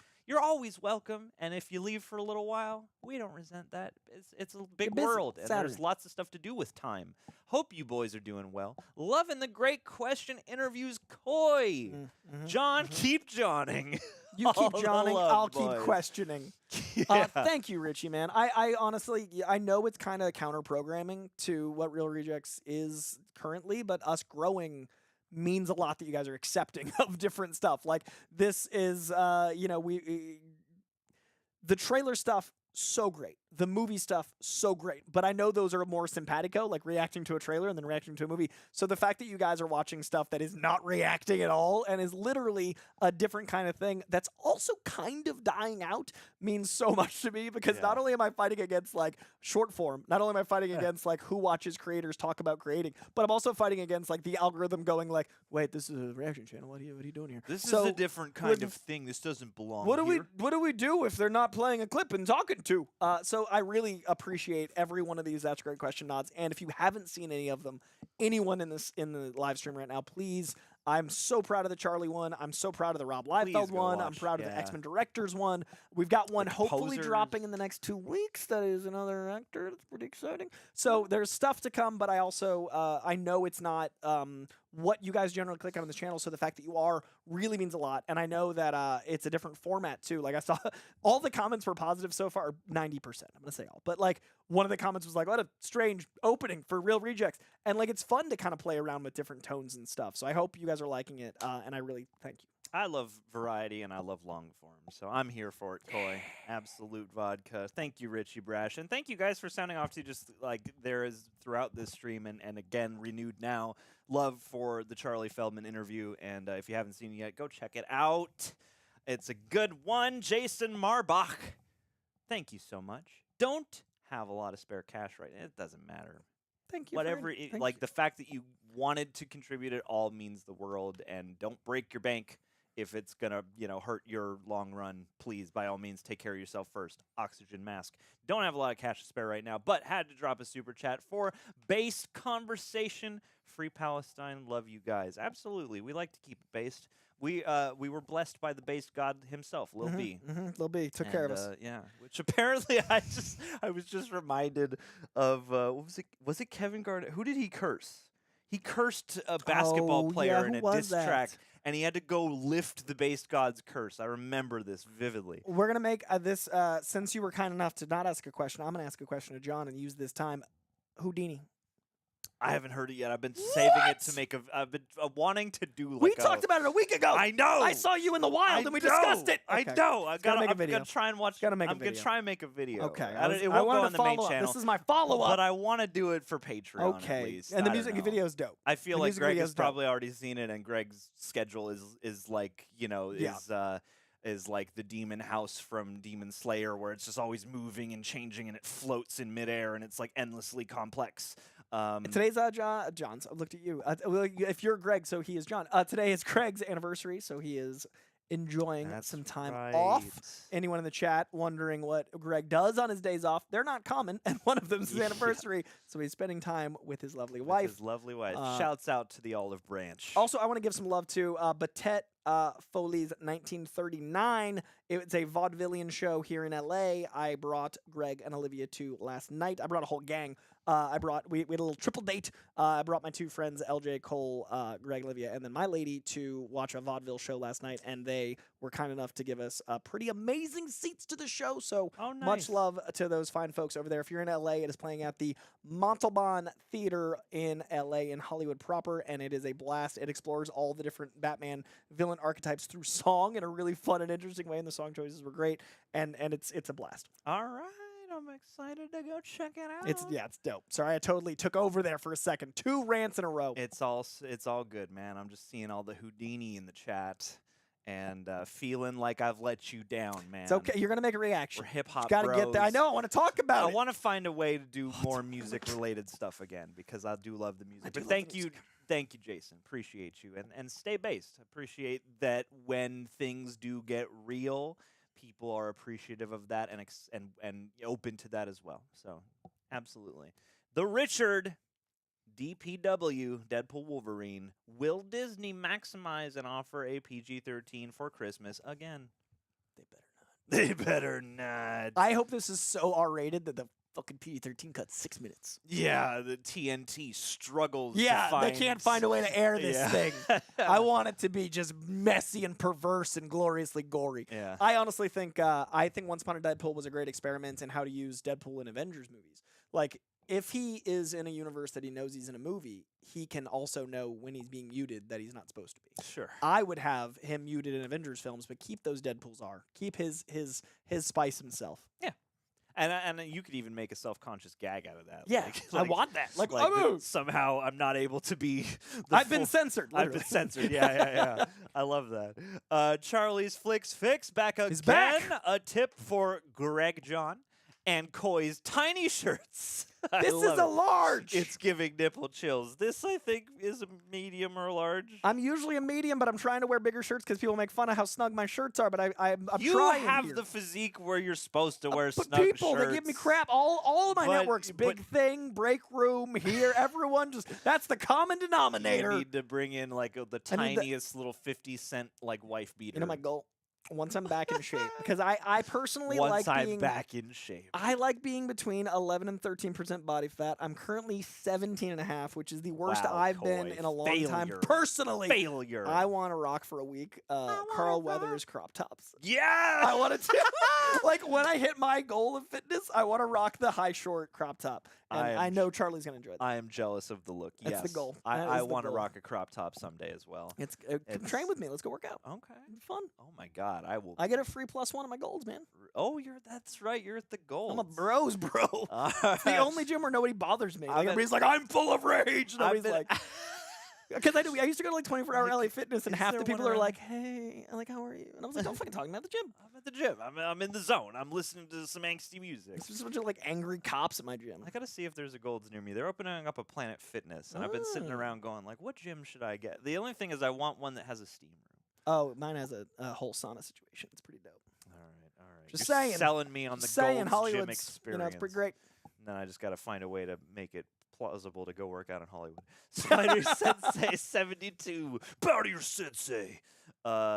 Dietrich Bader. He should be an MCU character at some He voices Batman sometimes. Ooh, that's right. Look out. If you guys watch Requiem for a Dream, I can't wait to see John's reaction to the Jennifer Connelly scene. She's one of the leads. Oh, that scene. I was like, she's in the whole movie. Oh, and then as soon as I said it, I was like, I know the scene. Oh, God. I don't know. It's funny because, yeah, I haven't heard much of any real details about the movie. It's over so much time. I feel like you would, but I haven't. Well, it's old I just know enough that it's Marlon just Wayans trauma. in it. Like, you know what I mean? Sure. It's just like we only have the echoes of what we experienced. And it's dark. I remember one of my friends in high school. He was like, "That's one of my favorite movies." It's beautiful, dude. I've It's like heard tell. stunning, but you gotta strap in. And you gotta take a shower before, The audience after, knows. and yeah, okay. The audience knows what that was. Keep an eye out. You Gotta never know. strap in. You never know. I hope it happens someday. I feel like anything is possible. Just some things are harder than others. Deadshot. Are we confident? Thank you, by the way, for jumping in. You've been holding it down today quite a bit.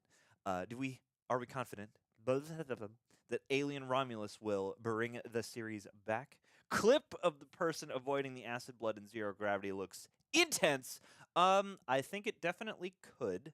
This gives me I don't know why, because it's not the same kind of pivot, but I almost get a Prey vibe in terms of just like the stoking of enthusiasm. And I have been a person for whom for a long time I have been dying on the hill of like, I wish we lived on the Neil Blomkamp timeline because I was very excited for that, and I love that guy, and I wish his career was in a more fruitful place right now in terms of what Gran he can get Turismo made. was so good. And I got to see Gran Turismo because for a moment it looked like that would become a video, but I guess it probably won't. But either way, Fede Alvarez, if we cannot live on the Neil Blomkamp timeline, is like the perfect other option, and in some ways perhaps is more of a dead-on choice in terms of bringing. He said he wants to bridge the suspense of the first movie with the action expectations of the second, and he makes lean and mean and like nasty movies,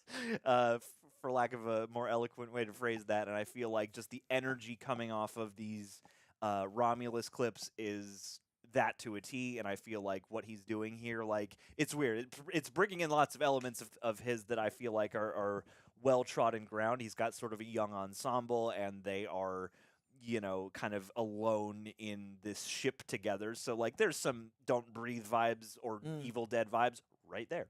But, yeah, I just think that his grasp on just the punchy atmospherics and camera work and just the way he is able to really like put his actors through the ringer, I'm really excited. And I think that, yes, of all things, more so because Covenant, you look back at Covenant, and Covenant went more toward like a straighter forward, lean and mean sci-fi horror tone. But I feel like Alvarez has, I think, a way to level that up. It's like, okay, Covenant, I feel like most people are like, it's fine, or some people maybe think it's bad. I don't know anybody who's really like, I love Alien Covenant. That revitalized the franchise for me.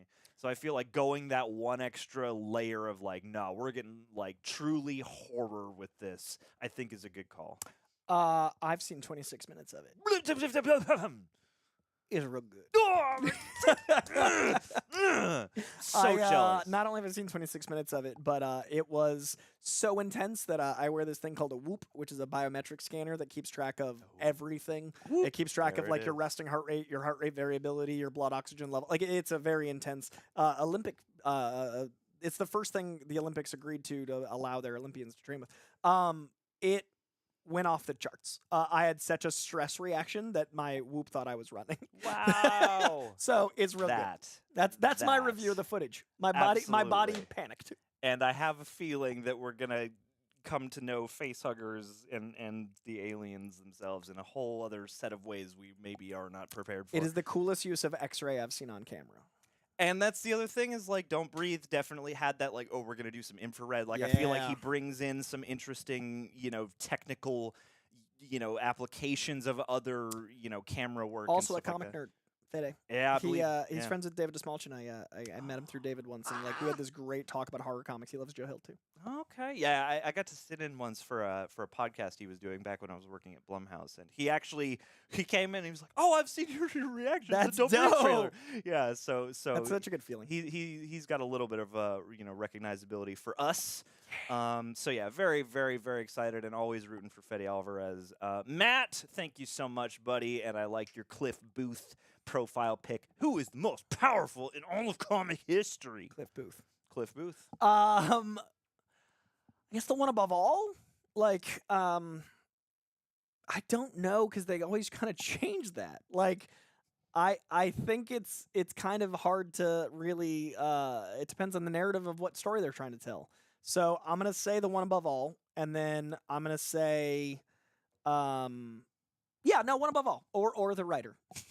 All right. The writer is the most powerful in comics. The writer. Whoever's writing. I like that. Hey, the writer has sometimes appeared, correct? Mm-hmm, exactly. Yeah. Stan Lee is sometimes one above all.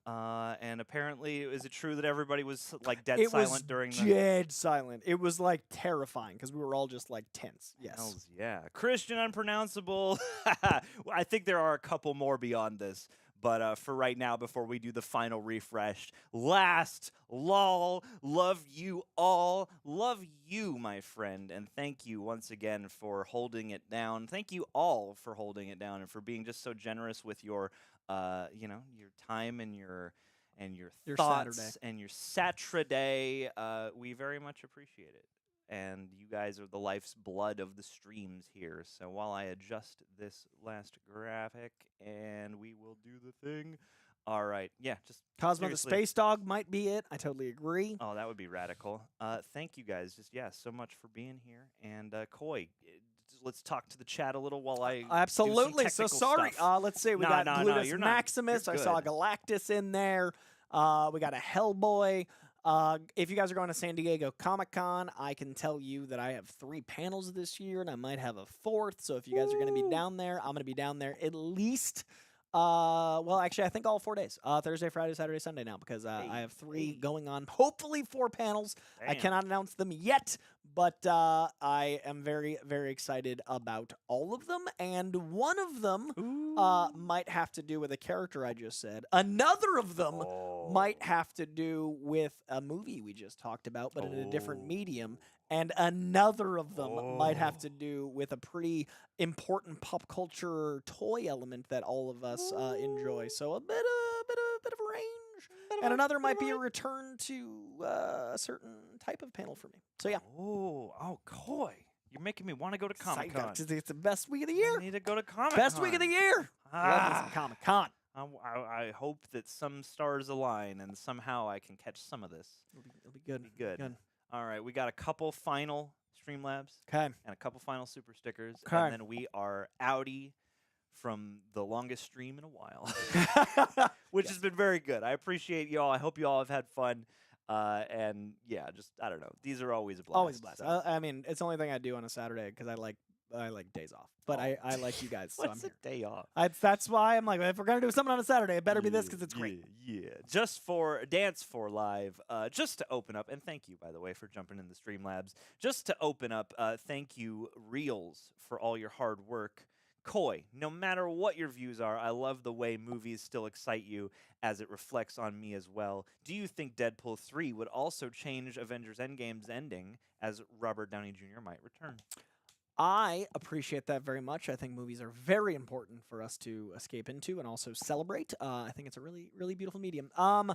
I think Deadpool 3 just went through a lot of reshoots, and I think that Robert Downey Jr. has been talking about Iron Man a lot, and I think that if he was going to be in Secret Wars, he might show up sooner.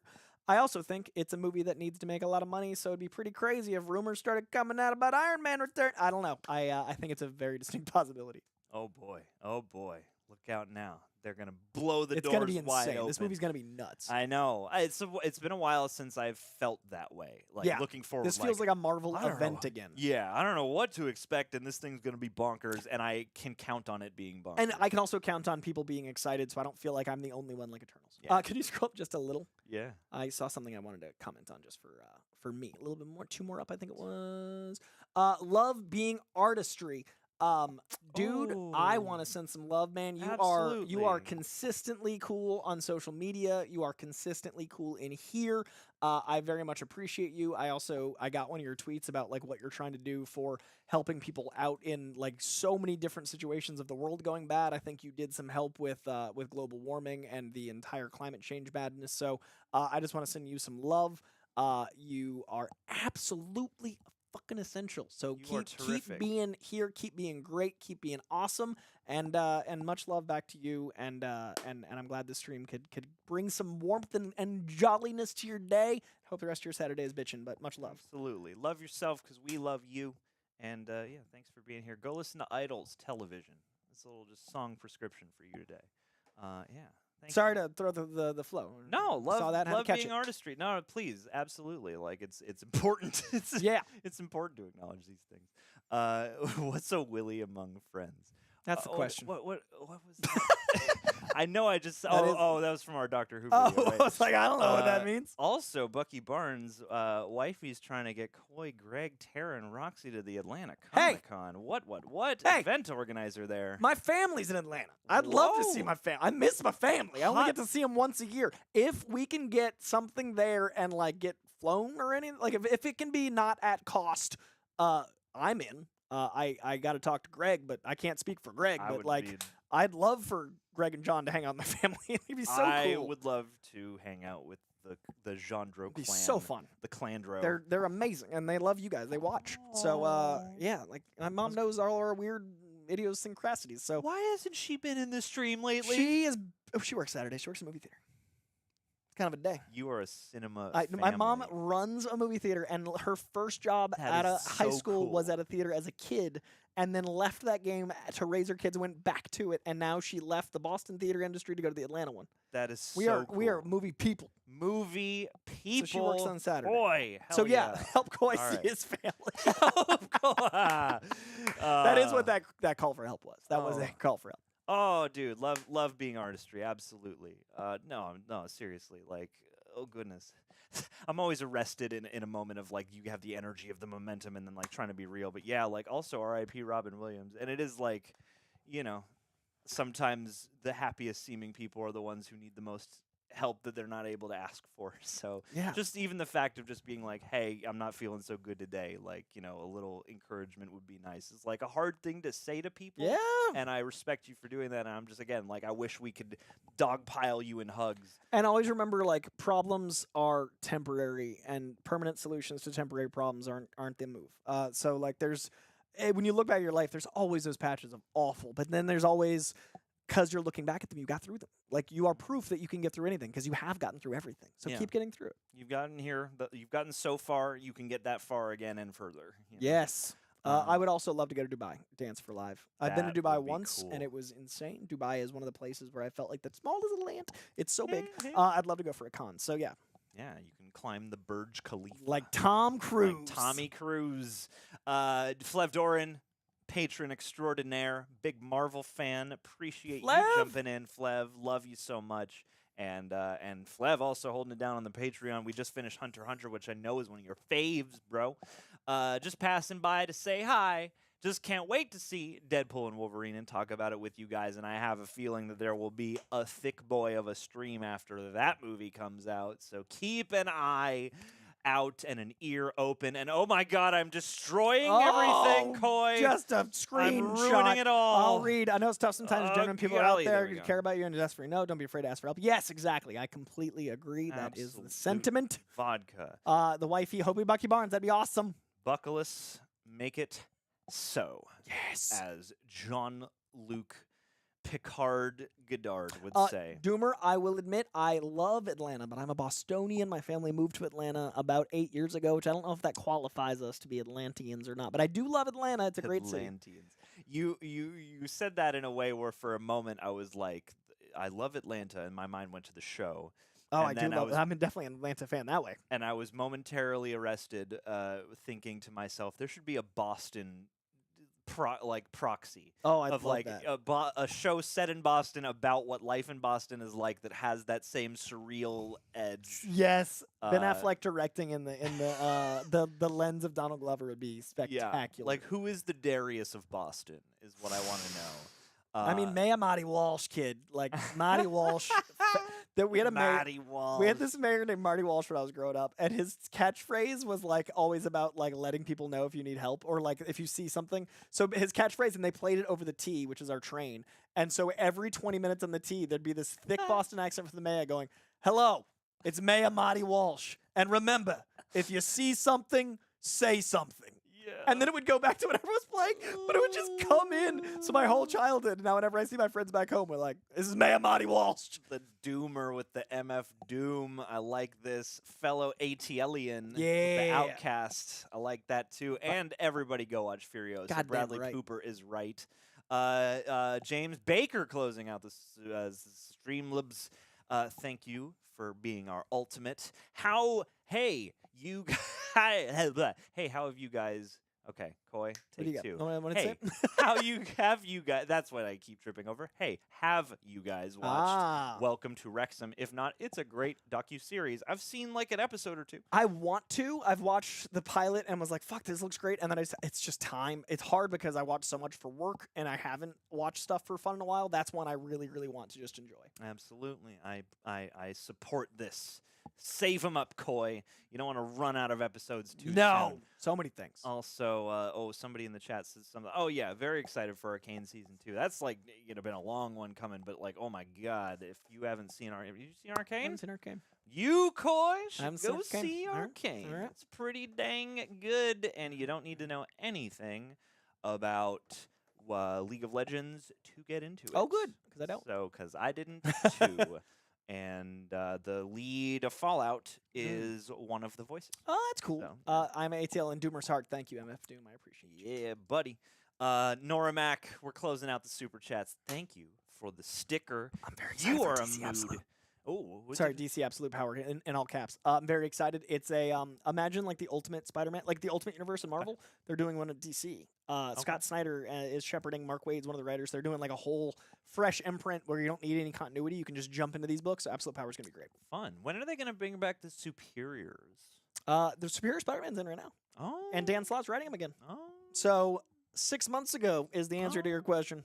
Well, clearly I need to go comic shopping with Coy Jandro. You know what? It's a show that I hope to do the Cali Kid leaving a like on the video in red, in big old bold fashion. Love that. Steve, big old sticker. Thank you.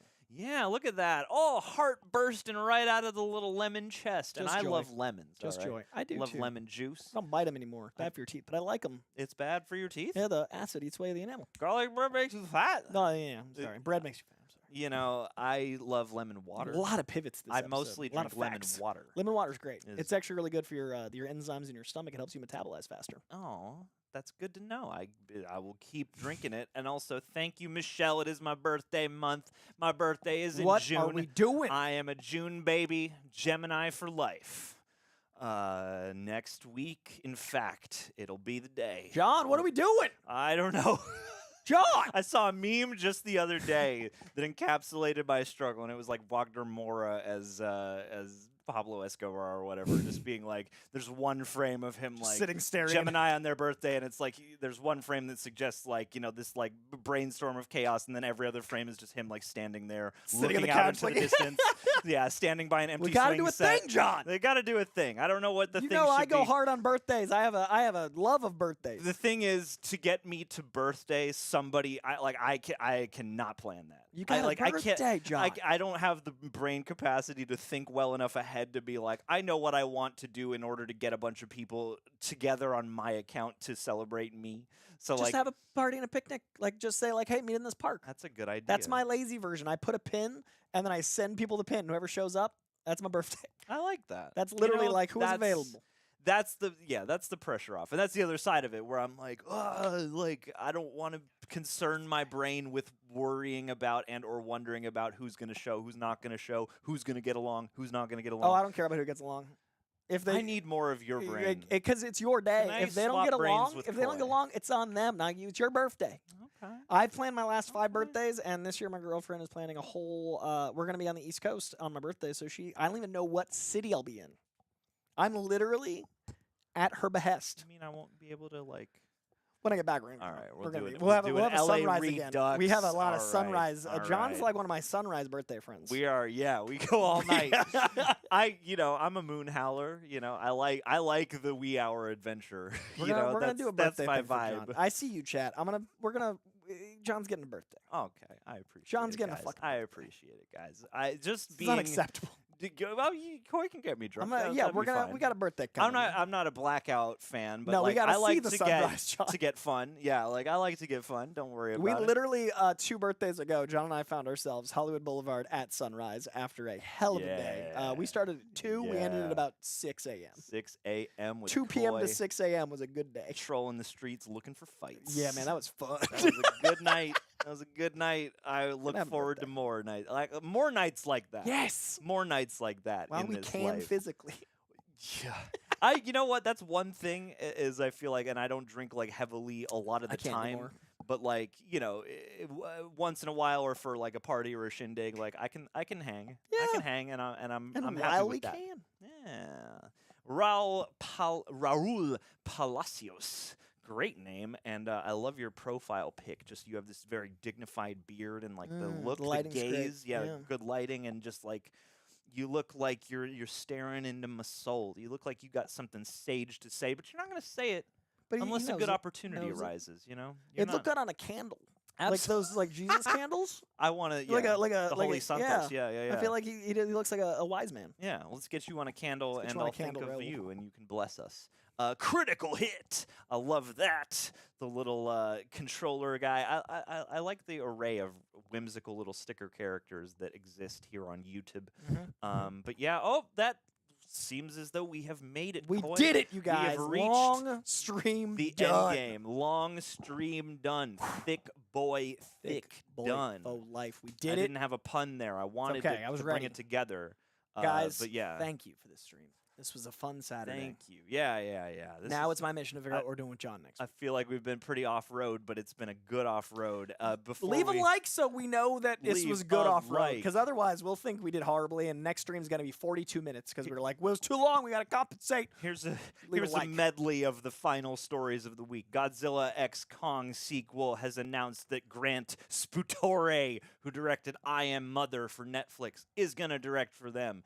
A lot of words I don't know. Yeah, A lot of things I don't know. it'll be his game to win, I suppose, because Adam Wingard has a more recognizable pedigree. But we'll see. Skydance is buying Paramount Pictures, not Sony, so look out for that. Mike Flanagan's taking over The Exorcist for That's Blumhouse, dope. which is the only thing that could get me excited about a new Exorcist movie, because I feel like that franchise, the attempts at franchising The Exorcist, have only demonstrated gone well. that no one seems to understand what worked about the original movie and what kind of movie the original movie was. Code Sene Maestro, I literally couldn't be more proud of that. Thank you. Oh, Said they remind me of Chris Traeger, and I'm a big Chris Traeger fan. oh, absolutely, Chris Traeger. The microchip is compromised. Oh no, Rob Lowe. Ugh. A delight. One of my favorite characters in TV. Oh, And that is excellent. so me. That is Excellent. actually like a very Excellent accurate character. assessment of who I am. Absolutely. Optimism or nihilism. It's a fine line. Oh golly, and then who am I on Parks and Rec?